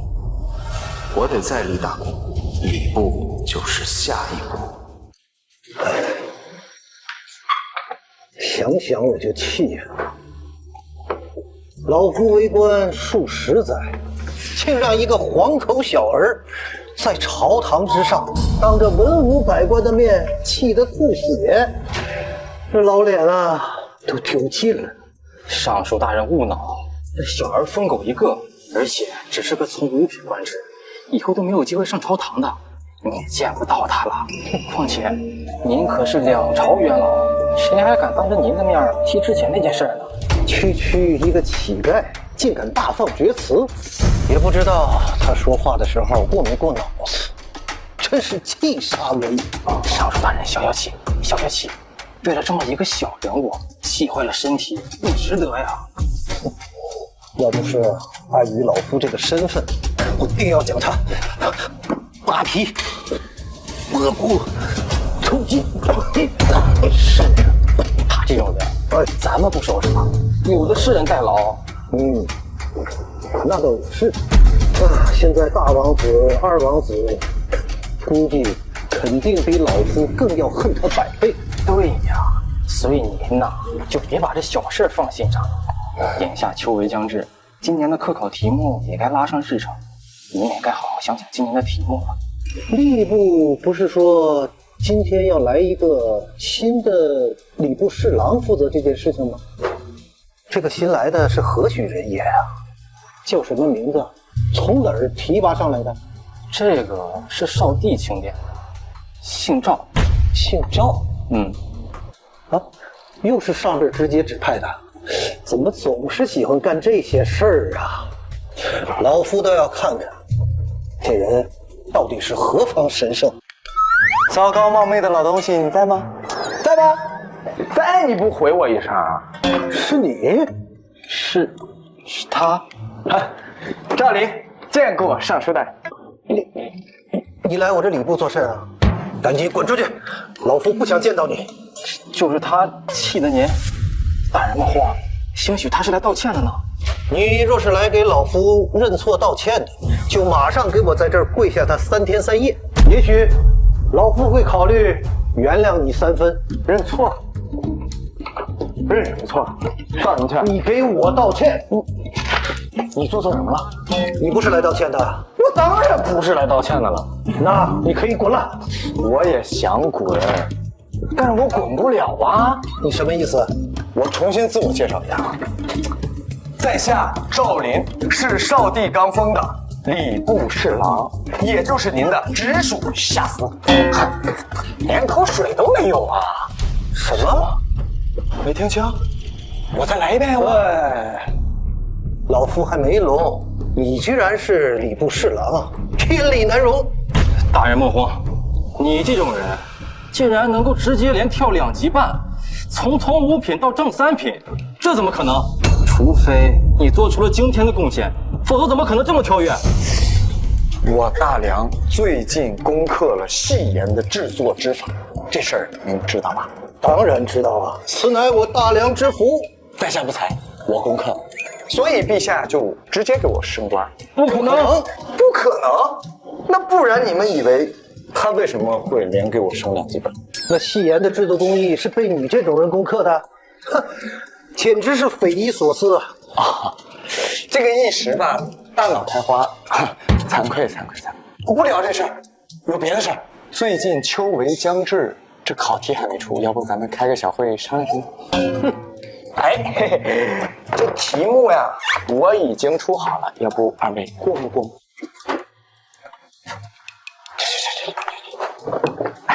哎，看，语文、数学、化学，这什么生物？这都什么乱七八糟的、五花八门的啊！我们的《诗经》《经义》这些考题都在哪儿呢？我计划用5年的时间，把这些新学科代替掉咱们的《诗经》《经义》考题啊。这个国子监、翰林书院都要帮我一起去推广新知识、新思想的学习。然后这个考试吧，由之前的排名变成了总分汇总。总分制度您应该知道吧？你是想用5年的时间改革科举考试？哎，要不您是大人呢，一听就懂。从今年开始，这新学科占比20%，传统项目占比80%。从明年开始，这新学科占比40%，传统学科占60%，然后逐年的交替，5年的时间即可完成改革。胡说八道！这语文、历史、地理上能理解，这物理、化学是什么玩意儿？我举个例子啊，这个苹果为什么会掉下来？我知道你们会说，因为重量。可是这重量是怎么来的呢？哎，这个就是物理的知识。这物理的知识啊，能帮助我们更好地了解这个世界，更好地感受这个世界的法则。至于这化学嘛，我把粗盐变成细盐，这中间的过程有筛选、蒸煮、过滤、结晶，而这结晶便是化学。这样的例子数不胜数，可能我这一辈子都列举不完。所以我需要你们，需要天下的学者帮我一起去学习和推广。当然，我知道你担心什么，这《诗经》经义啊，并不是要移除考试，而是要把它划分为语文这个学科里。你放心啊，几千年之后，这语文学科仍然占比非常高。而这样呢，就可以利用不同学子的不同兴趣爱好和他们的特质，为我大梁输送各种各样的人才。我只想送你2个字：优秀。荒谬！只要我还是礼部尚书1天，就不允许你把《诗经》经义从考题上抹出去。对，我的问题，我就知道不该跟你这些老顽固讲这些。你庶子不足与谋也呀！大人，小心。大人呐，这改革科举会搅动天大的风云。大梁各家书院不允许，天下墨客也绝对不会允许的，所以呀，他肯定完不成。不如你放手让他去做，届时失败后，少帝跟陛下必然大怒，没准儿叫他贬为原形，重新变成乞丐。到时候你的恶气不能出了，你免得跟他在这件事上产生争执。毕竟啊，他也算得上是红人。言之有理。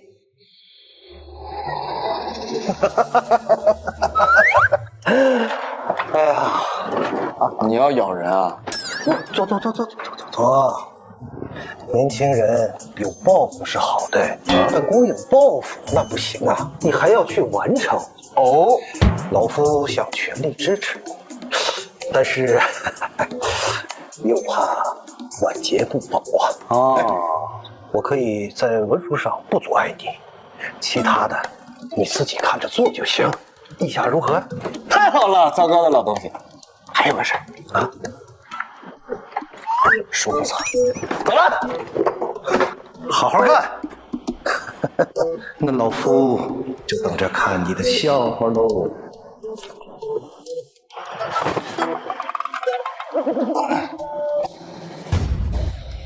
你们都是我从北域挑选出来的精英，我要你们限3日之内将其斩杀，不留一点证据，并且返回北域，能做到吗？我等定不辜负王爷使命。好，去吧。王爷，礼部侍郎赵林求见。什么？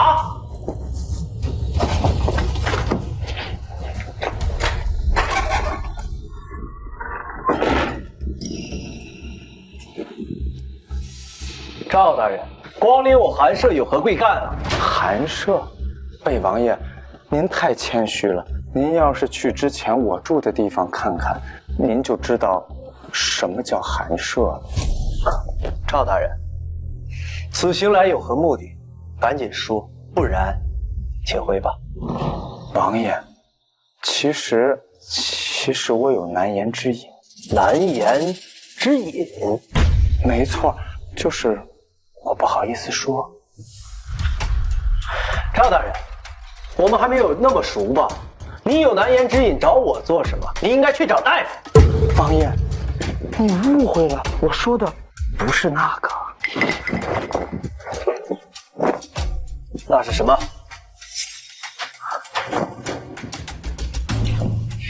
王爷，我总觉得最近有人要杀我。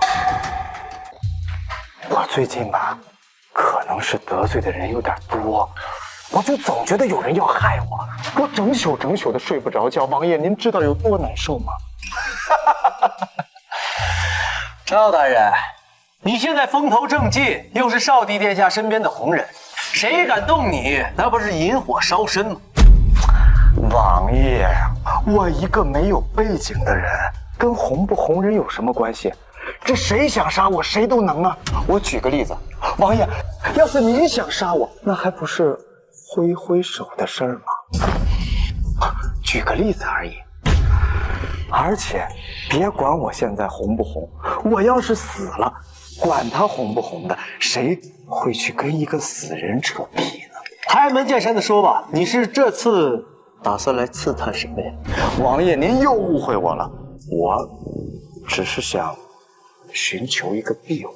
难道有人提醒了他，知道我要杀他？奇怪，我要杀他的事情也只有老二知啊。难道老二私下与他联手？老二出卖我要杀他的消息，用于拉拢他，然后这个墙头草又不信任老二，过来试探我。王爷，您想什么呢？没想什么，只是赵大人有些话我听不懂。哎，这有什么听不懂的？我就是想……赵大人，切莫在我这装疯卖傻，咱俩的事情还没完呢。我没宰了你就已经够仁慈了，你让我损失上千万两，还想寻求我的庇护？送客。行，王爷，您这是不打算给我活路了？罢了，罢了，王爷，告辞了。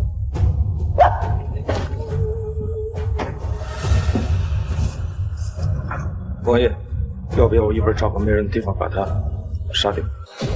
做你个头！恕手下愚钝，还请王爷加紧。他前脚刚从我王府出去，后脚就被人杀了，是头猪都会怀疑到我头上。虽然我不怕被怀疑，但是实在太明显了。况且现在这小子很有可能和二弟联手，在试探我。现在若是动了他，老二保不准会将我一军。原来是这样，那暂时我们还动不了。至少今天肯定不行。赵大人请我喝酒，是不是请错人了呀？这当然是没请错了呀，之前的事儿那都是误会。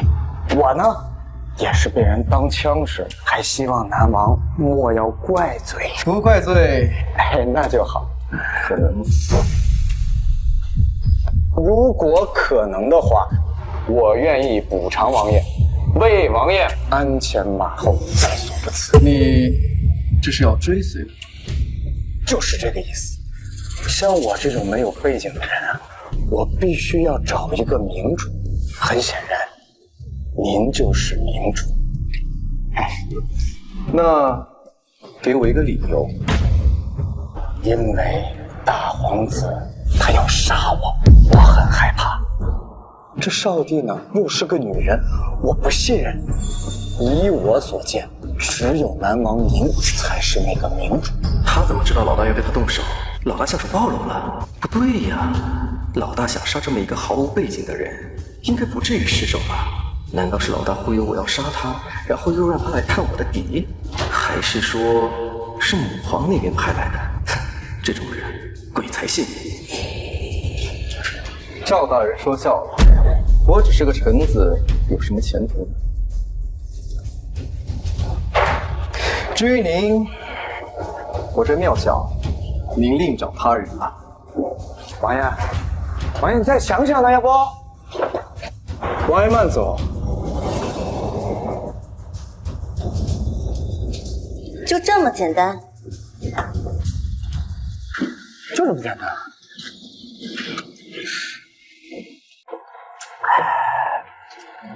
我大哥和二哥城府极深，你以为靠你轻轻的欲盖弥彰就能让他们互相猜忌吗？他们两个人呀，本来就相互不信任，再加上我这么一讲，那他们的隔阂就更多了几分。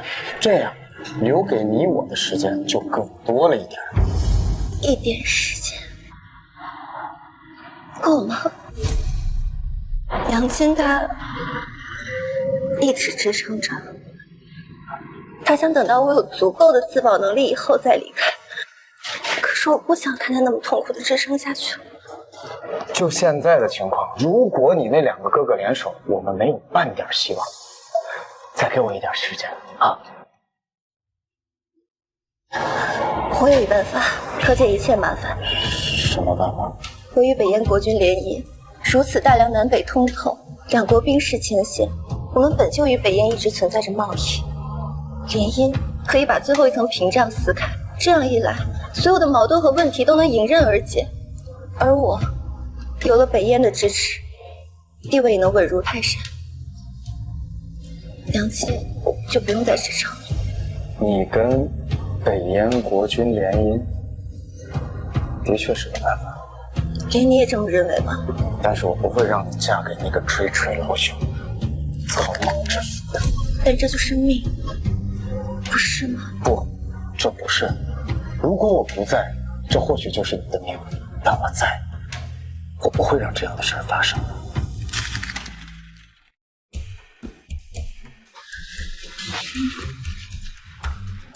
终于要开始了吗，赵大人？当然了，张大人，你怕了？我怕，我是怕你怕。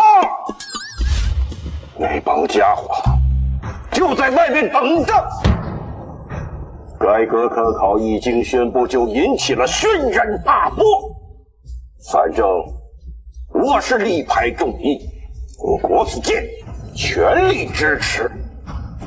但是其他就全靠你自己了。去去。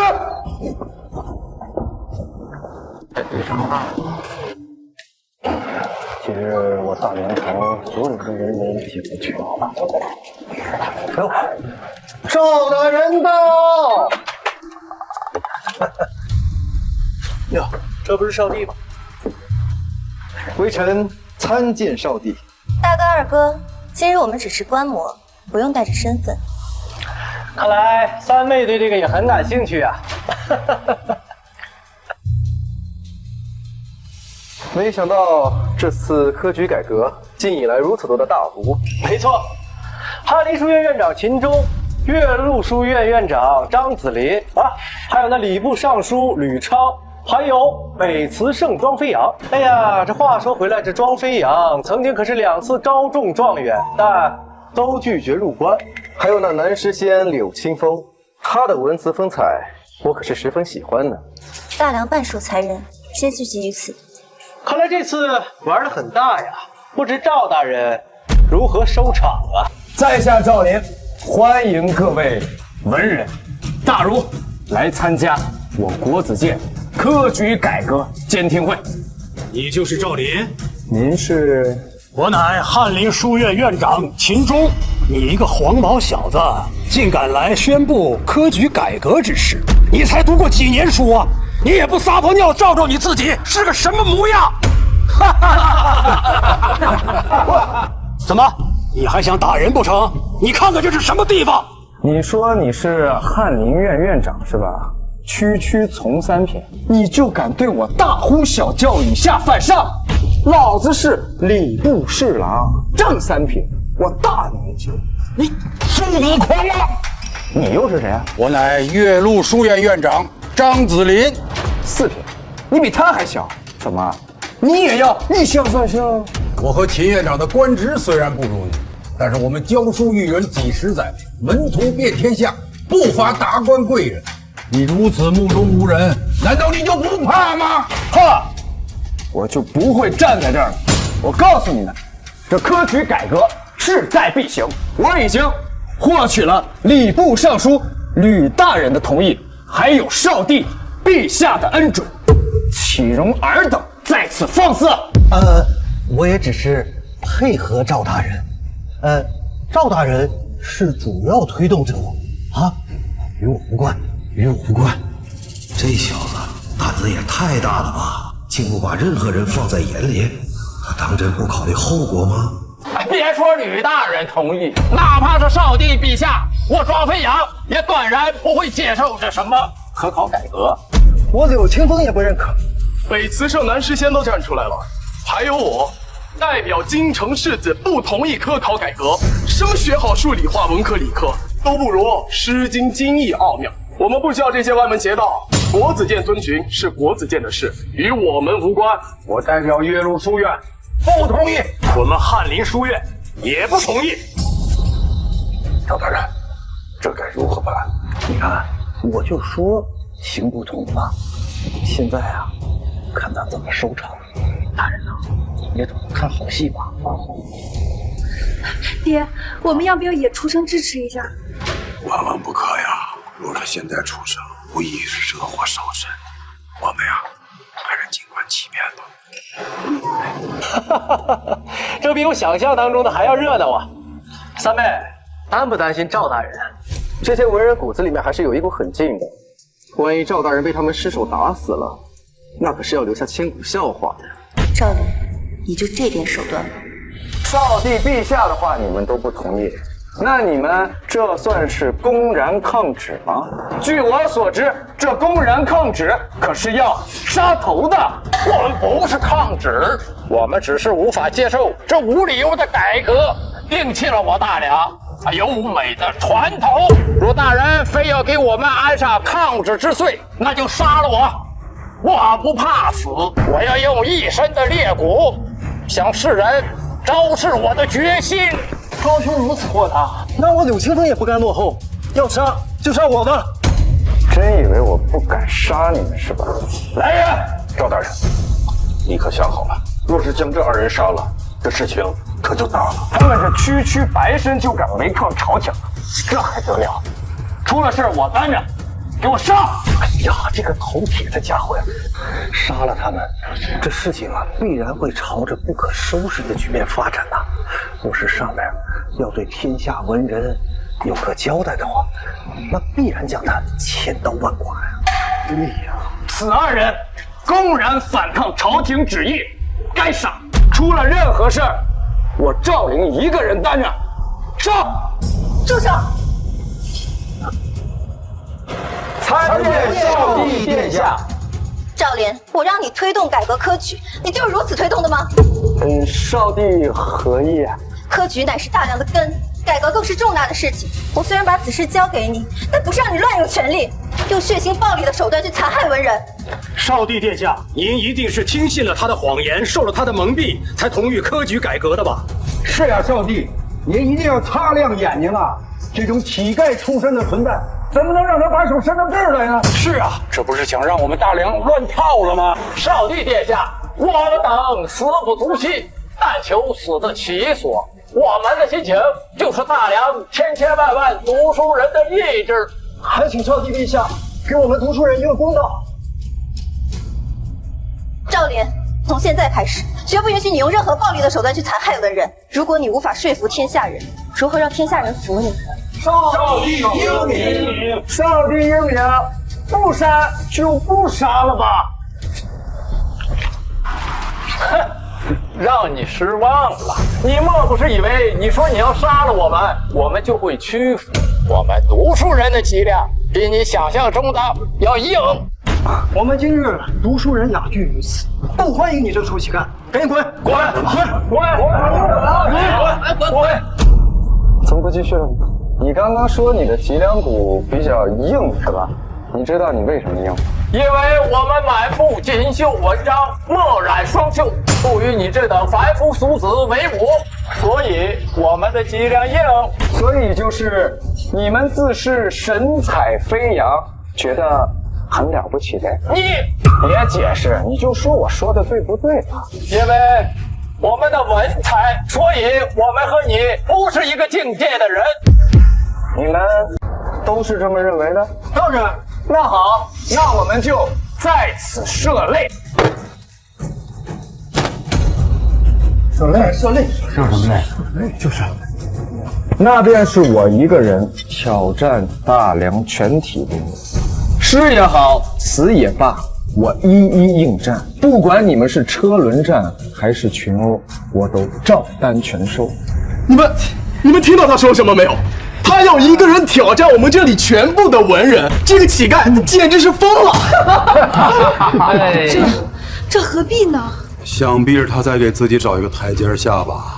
大人，你看他这小人嘴脸，应该是气糊涂了。佩服佩服，赵大人勇气可嘉呀！入戏太深，自己都信了。这里面随便挑出来一个，都是他不能所企及的。你是认真的吗，赵林？你们逼逼赖赖完了没有？文人学者谓之君子，这君子一言驷马难追。我的话就放在这儿，你们战还是不战？你要战，我便战。但是如果你要输了，你要如何？要是我输了，这科举改革之事我闭口不谈，并且我主动向朝廷辞官，终身为棋。这可是你说的。但如果我赢了，我要你们三跪九叩，端茶敬酒，拜我为师，助我完成科举改革，任何人都不能再有异议。拜你为师，你也配？就是一个黄口小儿，也不怕闪了舌头。不敢了是吧？你们的风骨呢？你们的傲气呢？你们呀，就是一帮没有胆识的臭酸儒。你，好，我岳麓书院，我翰林书院秦钟，我庄飞扬，我柳青风也行了。我爷爷和张院长乃是当世大儒，无可厚非。还有慈圣庄飞扬、诗仙柳青风，这哪一个不是我们大梁的文坛顶尖？就凭你，我还真佩服他，还有在这稳坐泰山的勇气。难道这赵大人文采十分出众？那我倒是要好好看看。何必自取凌辱？好，那你们是一起来，还是一个一个来呀？我有一副对联，如果你能答上来，就算你赢。说，一叶孤舟，做了2-3个骚客，启动4桨5帆，经过6滩7湾，历尽8颠9斗，可叹10分来迟。好，就这，听好了，10年苦读，进了9、8家书院，抛去7情6欲，苦读5经4书，考了3番2次，今年一定要中。答对了，这怎么可能？他不应该呀！答出来了，这就对上了，好像对的没毛病。不应该呀！爷爷，你可怎么轻敌了？怎么能出这么简单的对子？来，下一个。慢着，怎么，翰林院的院长要当众耍赖？刚才我出题有点简单了，我再出一个。下一个。你，没关系的，爷爷，他只要输1次，他还是输。我来。这次我不会像齐院长这么轻敌，我也给你出个对子。好，赶紧出吧，天儿有点热，我着急。听好了，烟锁池塘柳。好，烟锁池塘柳。张院长，你怎么把你岳麓书院100年未解之联给拿出来了？他只要对不上，那就是输，连反悔的机会都没有。对，五行连，每个字代表一个属性，连在一起就能构成一幅绝美的画卷，真千难万难。闹剧止步于此喽。烟锁池塘柳是吧？听好了，炮阵海城楼。炮阵海城楼，他对上了。天哪，他竟然真的对出来了！这100年绝对就这么片刻间被对出来了吗？这怎么可能啊？他就是个乞丐呀！他怎么可能？妙啊！对了，如此的工整，我怎么就没有想过呢？赵大人又赢了。殿下，这赵林真有这本事？兴许是他运气好，刚好知道。此对100年难解，不是他说知道就能知道的。赵林，我与你朝夕相处1整年，我怎么觉得我才开始认识你？抓紧时间吧，下一个是谁？哎呀，张院长啊，你刚才还说我轻敌了呢，你看你这，我也不知道他能这么快就对上了。看来我们小的是出乞丐的，他并不是一无是处。看来我们要认真对待他。你就是诗仙柳清风是吧？天下人给的虚名而已。我看你也挺虚的，虚很适合你。你少废话，赶紧出题吧。我等为人皆是高风亮节、高处不胜寒之人，你懂什么？你懂不懂我诗仙背负这个名号要承担多少？你知道我内心有多孤独吗？孤独？那你可知道我的孤独？好，你我皆是孤独之人，那我们便以孤独为题，一炷香的时间作诗如何？依你。得嘞。我好了。这么快？对，我就这么快。这人似乎并非草包，说不定真能出诗。不过这么短时间，能出什么好东西？那行，我时间充裕，你先，我不着急。刘兄，可别在阴沟里翻了船呀！我作诗还是自信的。他这个人就是脑筋转得快。前几日在这国子监出了几道歪脑筋题，他就答出来了。所以对子，我想也是他擅长的领域。但是作诗得有情怀，有思想，才能做得出来。他要是能做出来一首打油诗，就不错了。这作诗的话呀，柳清风虽然年轻，但是老夫也相当的佩服他。这还要取决于他年少时的经历呀。至于赵大人，不提也罢，不提也罢。好了，诸位先莫要讨论，还是听赵大人先吟吧。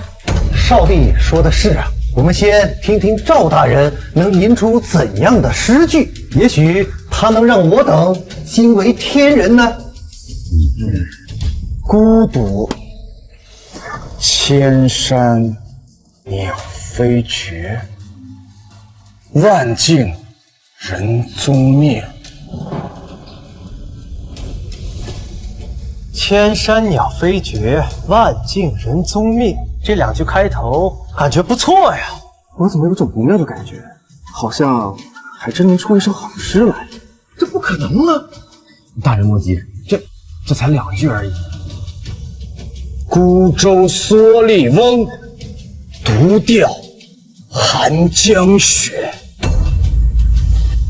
赵林，你的内心竟然已经孤独到如此程度了吗？孤舟蓑笠翁，独钓寒江雪。此诗应为千古绝句啊！怎么可能？怎么可能？你怎么可能做出如此之诗？我是等你把诗做出来呢，还是直接下雨？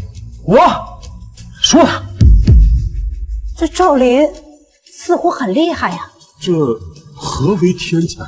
难道说的就是赵林赵大人吗？他竟有如此的文采，一句独钓寒江雪，竟压过了当代的诗仙，就这么认输了。你们只把我当成一个靠着答题逆袭的小乞丐，丝毫没有文墨可言，就对科举制度夸夸而谈。可现在呢？现在结果就摆在你们面前，你们还有什么话说？我还没有出题呢，你不要高兴太早。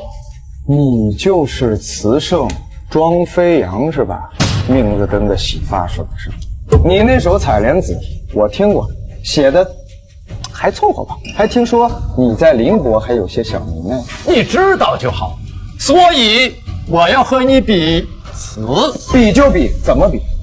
只要你能做出一首超越我《采莲子》的词，我立刻拜你为师，并送上书修之礼。高招啊！这临时作词，可能还有一点几率让赵大人临时抱佛脚给赢了。但是让赵大人现场做出超过那堪称绝世佳作的《采莲子》，绝无一点希望。可之前那100年从未对出的对子，还有那首诗，二弟，奇迹不会一直发生下去。怎么，你不会是怕了，不敢接了吧？吓我一跳，我以为真要拜这个乞丐为师呢。那样的话，不把我张家祖宗给气死！赵莲，你已经证明了你自己，现在认输也没关系的。殿下说的对，赵大人，你已经很厉害了。我也觉得你已经很厉害了。不过要真的科举改革的话，我倒是可以研究研究。既然你无心再战，那就认输，辞掉你的官职，安心回家当乞丐去吧。谁说我输了？谁说我不敢比？那你倒是做呀！我也给你一炷香的功夫。嘿，好，我又好了。青玉案，元夕，东风夜放花千树，吹更落，星如雨。宝马雕车香满路，凤箫声动，玉壶光转，一夜鱼龙舞。蛾儿雪柳黄金缕，笑语盈盈暗香去。众里寻他千百度，蓦然回首，那人却在灯火阑珊处。殿下，你怎么哭了？好诗，确实是好诗啊！而且我觉得赵大人这首诗是专门为您做的。赵灵，我不是不知道你的心意，只是我无法原谅你的抛弃。母亲她也永远不会允许你和我更进一步。对不起，赵灵，我们有缘无分。此时我已无法用言语来形容我的心情了。这读了一辈子所谓的锦绣文章，都白读了。今天无论是诗还是词，都让我看到了所谓的顶绝存在。这样的人能站出来推陈出新，你们在场诸位还有谁不服吗？还有谁不服吗？这难道是我真的老了？这天要塌了？我不是在做梦吗？不是做梦。秦院长，这你看，哎呀，咱们这是彻彻底底的输了。学生庄飞扬拜见老师，这是学生出生时父母求的百家所，还望老师笑纳。学生柳清风拜见老师，这是家传玉佩，赠与老师，还望老师不嫌弃。张子林拜见老师，秦钟拜见老师。我翰林院秦钟愿意交出院长之位。我愿交出岳麓书院院长之位。哎呀，哎呀，这是做什么？使不得啊，使不得，可不能这样啊！啊，不，我们是真心的想拜你为师啊！对，达者为师，我们绝对不会说因为您的年纪小，我们就轻视你。我们也是。好，既然如此，哎呀，老师，使不得呀！完了，这家伙有人气了。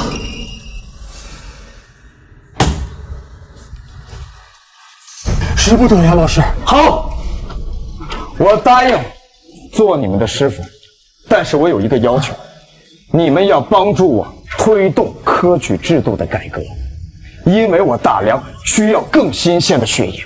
老师放心，我党定当全力推进科举改革。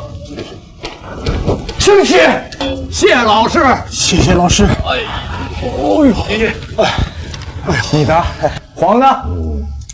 锁儿来了。老师真是高风亮节呀，不但既往不咎，而且还……我们之前真的是太狂妄了。是。我们几人幸得恩师，咱们进一步说话。我们愿意听您的宏图。是。好，想不到啊，想不到，一个乞丐居然有如此文采。现在他的一言一行已被天下人所关注，影响力空前绝后。现在想要拜赵灵为师的人已经排起了长龙，没想到呀，拜他为师竟然成了当下最热门的事儿。三妹手里有这样的人，咱们兄弟俩离皇位可是越来越远了。怎么，这就放弃了？不放弃还能怎么样呢？况且没了三妹，不还有大哥你吗？二弟，你果然没跟我齐心啊！齐不了的大哥，而且我也很清楚，与其你做皇位或者三位做皇位，对我来说好像都没什么区别。更何况大哥北域兵强马壮，你若登基，那我这南王还怎么做呀？二弟，我愿与你划地而治，你做你的南地，我做我的北地，将大梁一分为二，但同属一国，如何？大哥真愿意这么做？只要二弟全力助我。算了，口说无凭，哪怕我们两个是亲兄弟，我也不敢冒大不韪的风险去全力助你。你不相信我？这样，我这就准备诏书，将南边划分于你。待成就大业之时，你便可以高枕无忧了。大哥，此话当真？我这就准备诏书。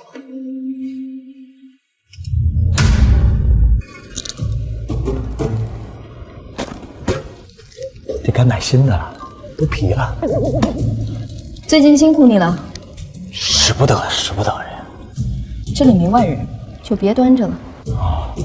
好。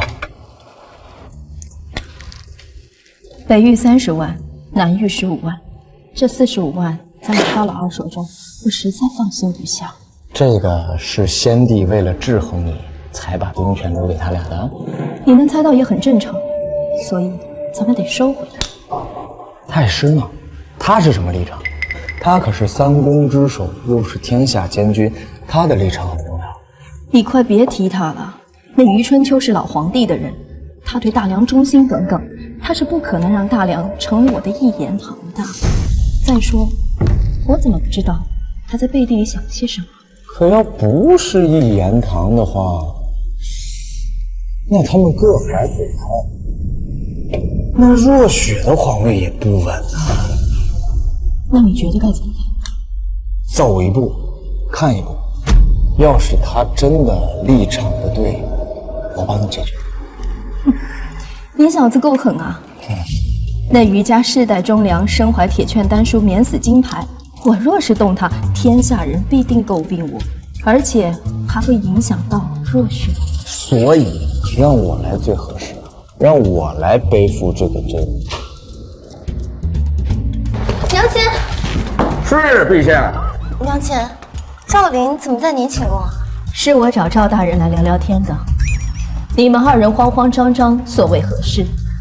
启禀陛下，北燕大军以寻人为由踏入我大梁防线。北王呢？北王奋起反抗，损伤5万人马，但依旧反抗无效。所幸战事在接，北燕派来使者，两国交手。赵大人，你认为该怎么办？该怎么办？就怎么办。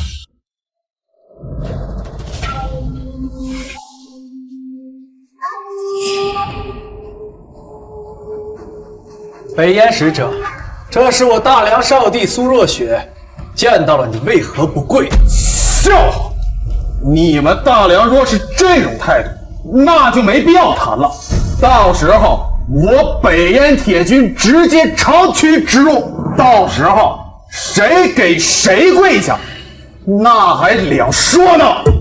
大哥莫要激动，如今北燕铁骑军大势大，您有小败其手，还是莫要激动的好。我会败，若不是殿下让我强交半年的赋税，我拿这笔钱加强攻势，我会败。朝廷没有单独拨款加强攻势吗？还是说北王是在怪罪殿下呀？我没说。你说了。我没有。你有。赵大人，大哥说的也不全无道理。北域要面对大燕铁骑，现在又被其逼着还钱，就算攻势不影响，但其士气，所以才……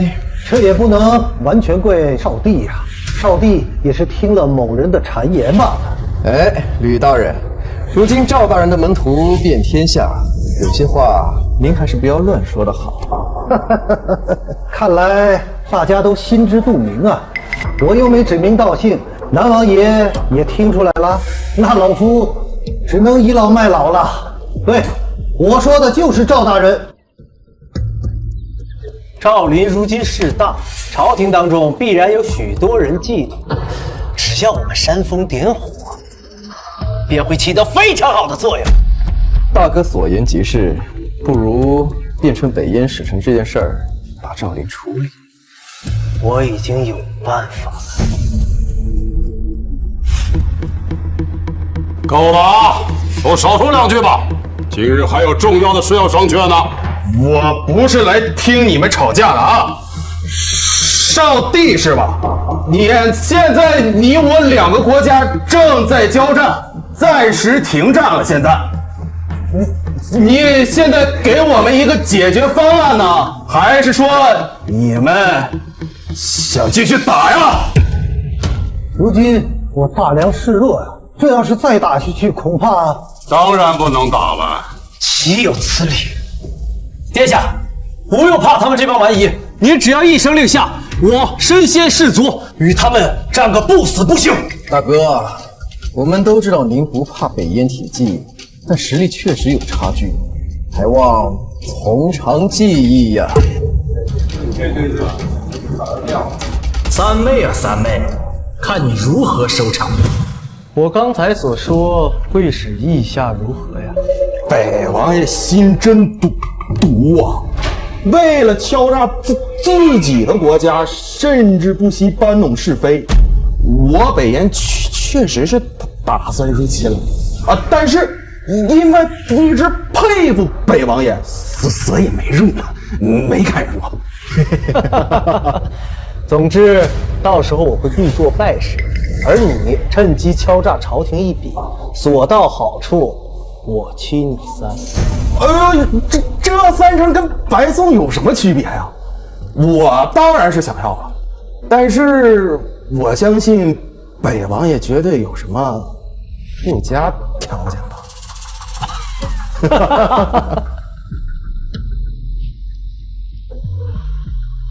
我要赵林的项上人头。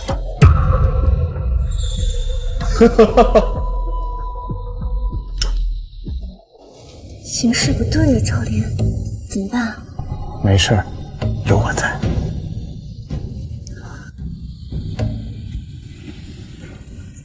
小胖，你想怎么解决？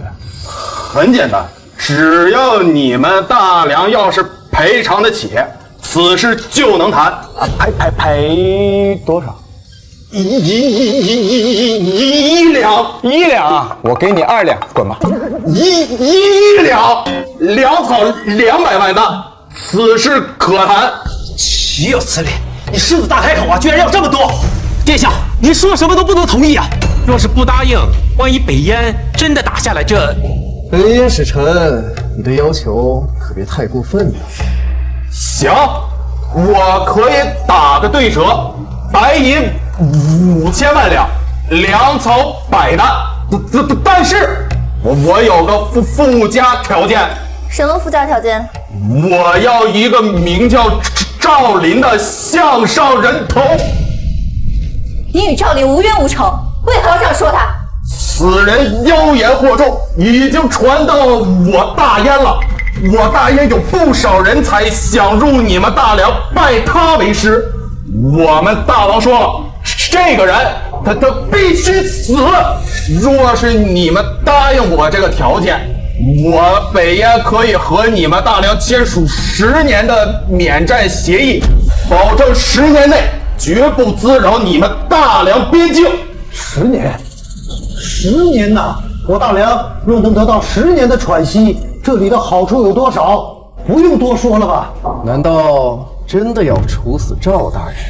虽然这可以让我们大梁喘息一刻，可这欺人太甚！我大梁若是兵强马壮，赵大人，对不起了呀。哦，搞了半天，原来是冲我来的呀！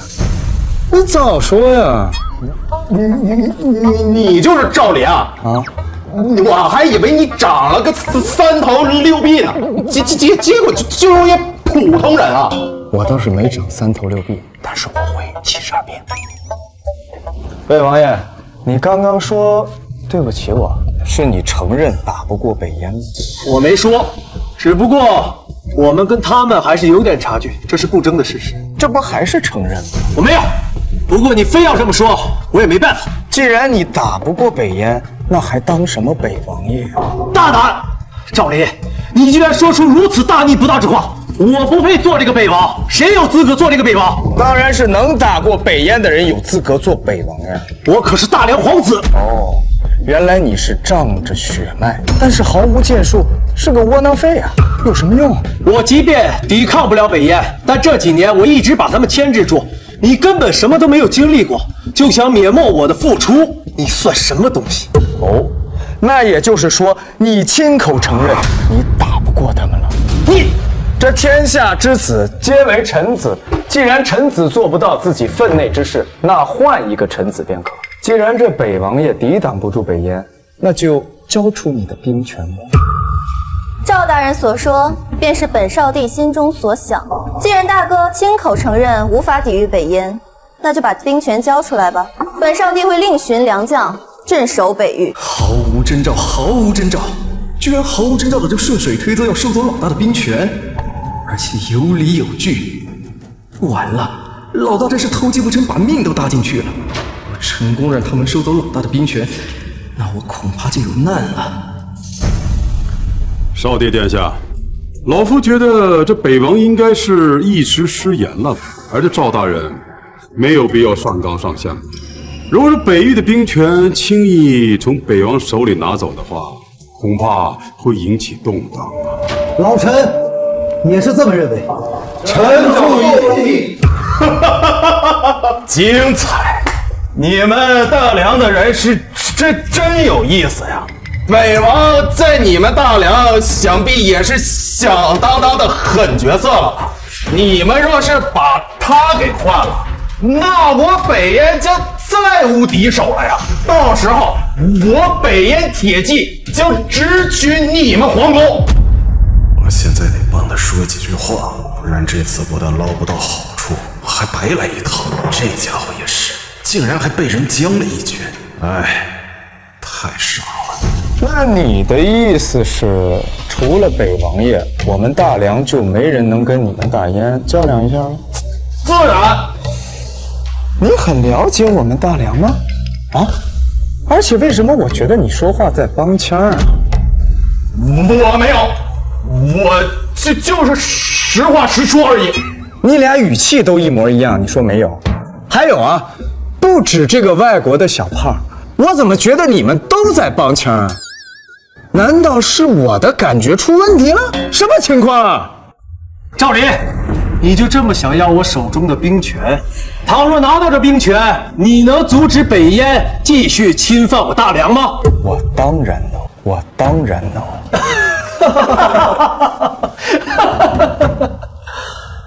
你带过兵，打过仗，能解决北燕与我大梁的千古问题。我要是能解决，你就交出兵符。我不。怂啊，刚刚不是还嘲笑我吗？垃圾。好，我答应你，但是如果你达不到，不能完成，那就该赔偿赔偿，该杀我的头杀我的头，起码我的头还能减免1半的赔偿，何乐而不为呢？好，我答应你，但是给你1日时间，若你做不到，我便会亲自取了你项上人头；若你做到了，我便立刻交上兵权。好，但是你得先把兵符交出来，给一个中间人，我怕你到时候赖账。我绝对不会提前写什么文书，或者提前把我的兵符交出去。我知道大哥在想什么，我不做这个中间人。朝堂之上，你可选一个自己信任的人。若赵林做不到，兵权还是你的，他的性命你亲自取。大哥意下如何啊？大哥，不如这样，你将兵符交给太师大人。太师大人既是百官之首，又是2朝元老，一定会公平公正的。赵林现在把我架在火上烤，我若是不答应，恐怕此事难休。虽然他脑子好使，但北燕岂是那么容易乖乖听话的？这是一场豪赌啊！好，就这么办。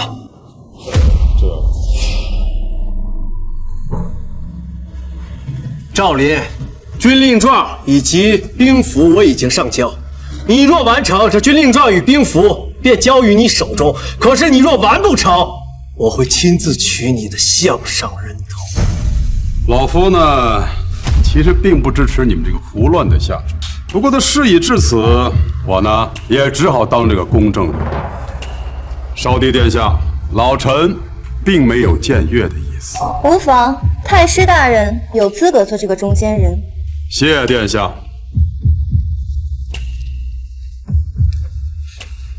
走吧，小胖，跟我走。你算个什么东西？我凭什么跟你走啊？不走是吧？姚公公，带去演武场。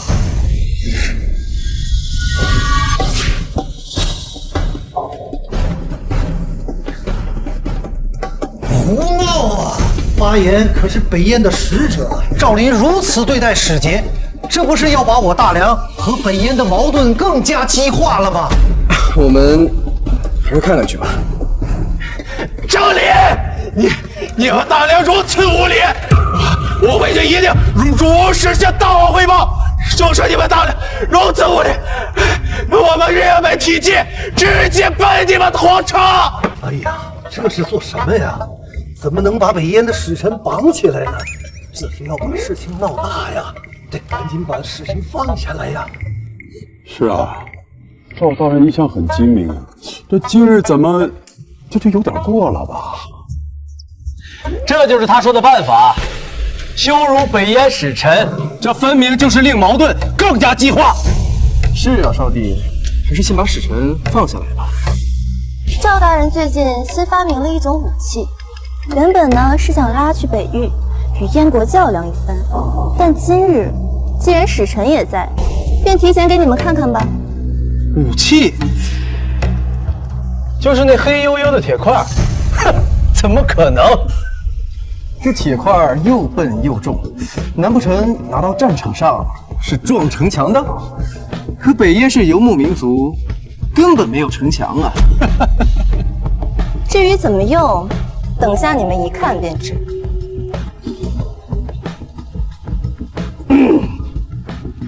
你刚刚说要把你们北燕的铁骑直逼我大梁的皇宫是吧？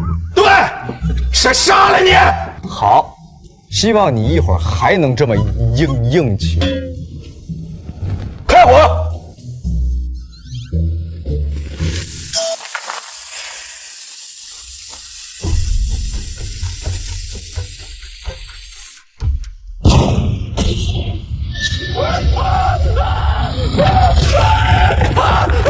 这是什么东西？妈妈，我要回家！我要回家！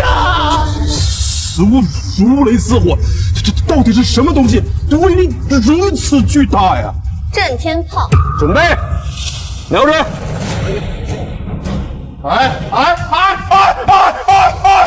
别冲动，别冲动，冷静，别，一定要冷静。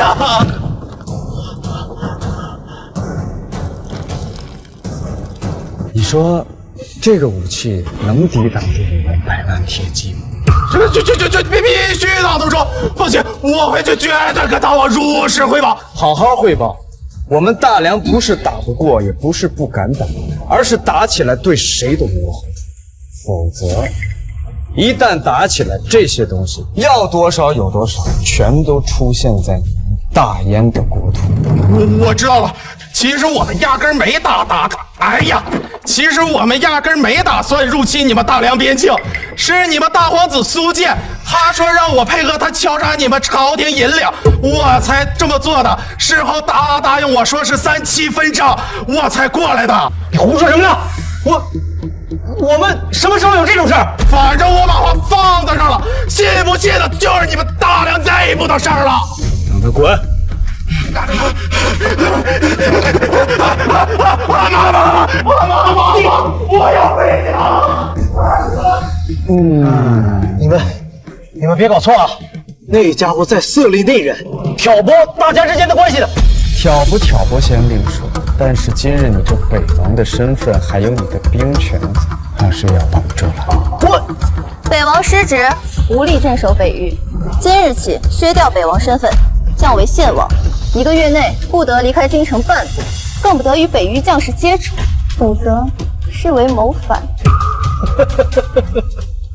降为县王，你有没有搞错？你凭什么？你又不是陛下，你有什么资格？放肆！你以为这少帝的称号是白叫的？陛下不在，他就是陛下。怎么？难道北王想追究一下刚刚使者说过的话？微臣遵命。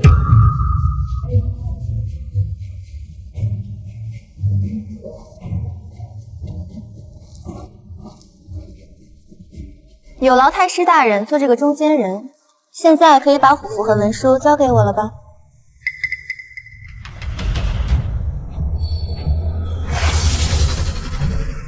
太师大人。少帝，恕我老臣发音迟钝啊。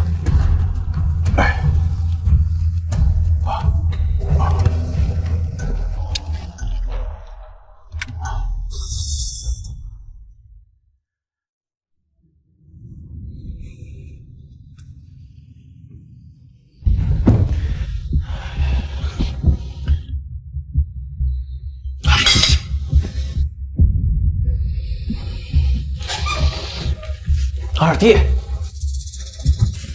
太师大人，你们怎么一路前来啊？哦，原来如此啊！太师大人，您一直支持的是他呀，隐藏的可真深呐！大哥呀，大哥，这回你可真是搬起石头砸自己的脚呀！居然稀里糊涂的把北域都给输了，这样下去，我们还怎么对抗三妹啊？还不是因为那个赵林，谁知道他如此犀利，还弄了一个什么威力巨大的武器，把那个北燕使者给震慑住了。现在一切都晚了。不晚。什么意思？你刚交出兵权，若现在立刻动身前往北域，趁三妹还没有收回兵权之前，拥兵造反。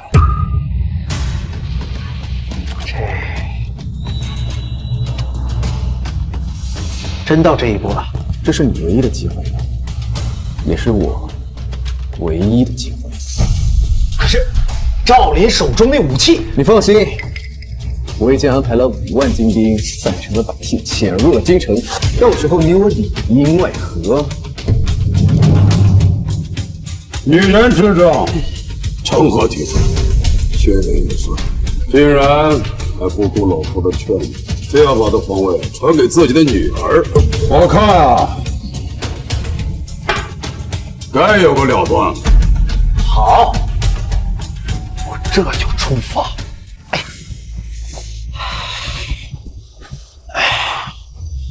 赵林、苏若雪，等我回到北域，必将卷土重来。到时候将你们碎尸万段。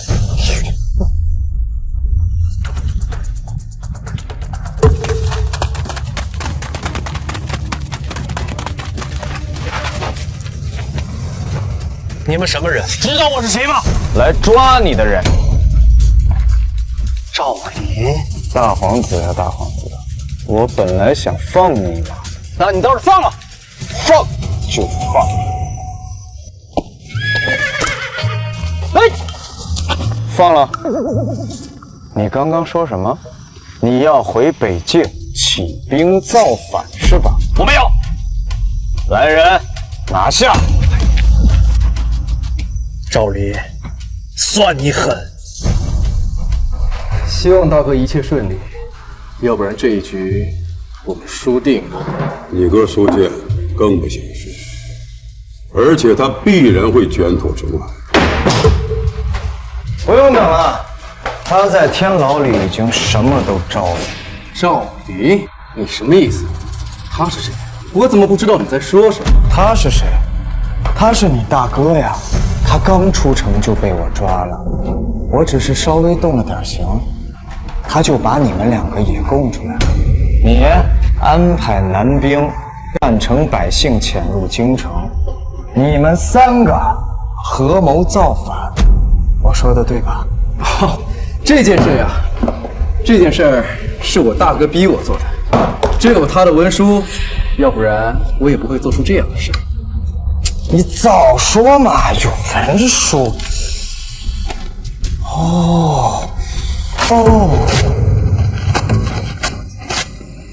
赵灵，你竟敢损毁如此重要的证据！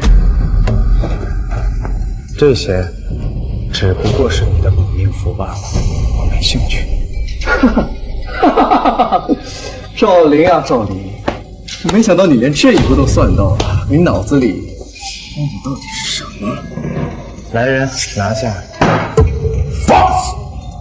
老夫身为两朝的太师元老，天下谁人不知，谁人不晓？我忠情爱国，岂有背叛大梁之理？灵儿，你怎么来了？我爹早已跟二皇子串通，企图颠覆大梁的政权。二人来往的书信，我皆有凭证。灵儿，你怎么？对不起了，爹。为了保护余家，我只能做这个污点证人。不然以赵灵的手段，即使你有丹书铁卷，也保不住余家。自己走。老夫自己走便是。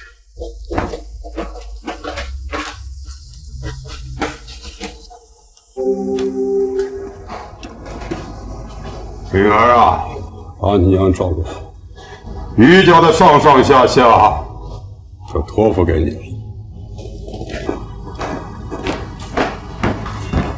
赵公子，恭喜你！恭喜？恭喜什么？恭喜你完成了自己的承诺。你如果不杀我，那就让我留在你身边，我为你披荆斩棘，扫除障碍。是啊，我的思想，我的弟子们已经继承了，我保护的那只雏鹰也该自己飞翔了。什么意思？你要走？你舍得吗？舍不得，也得走。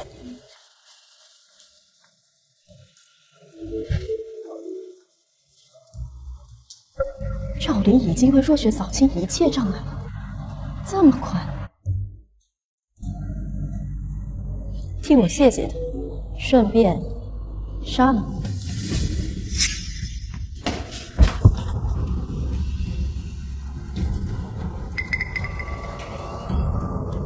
若雪，你带这么多人来我寝宫，所为何事？抱歉，娘亲，我是来逼宫的。这是逼宫，你可真敢呐！若雪，我是你娘亲，你当真要逼宫吗？赵灵为我做了太多了，我不许您过河拆桥。我是为了你好，你可知道那人脑袋里面的知识有多么的可怕？他若想要你的皇位，你根本守不住，他必须死。不行，赵灵是我的人，他是为我而来的，我不许您这样做。现在我掌握了所有兵权、御林军以及您的护龙卫，您只剩下雅公公还有他的暗卫了，您什么都没有了，所以您放心交给我来做，好吗？我的女儿长大了，有自己的想法了，如此，我便可以将这大梁江山放心的交到你手上。玉玺、诏书早就已经给你准备好了，之所以没给你，就是在等今天。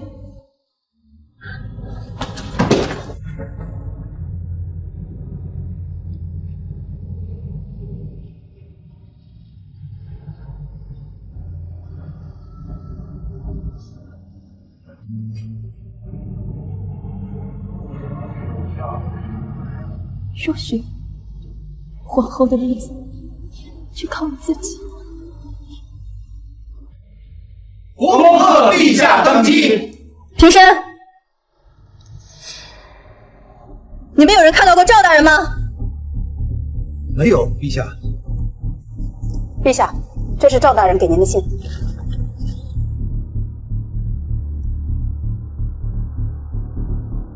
为什么？为什么？明明我都已经原谅你了，为什么你偏偏要在最后走？小兰，去把他给我找回来，一定要找回来！是，陛下。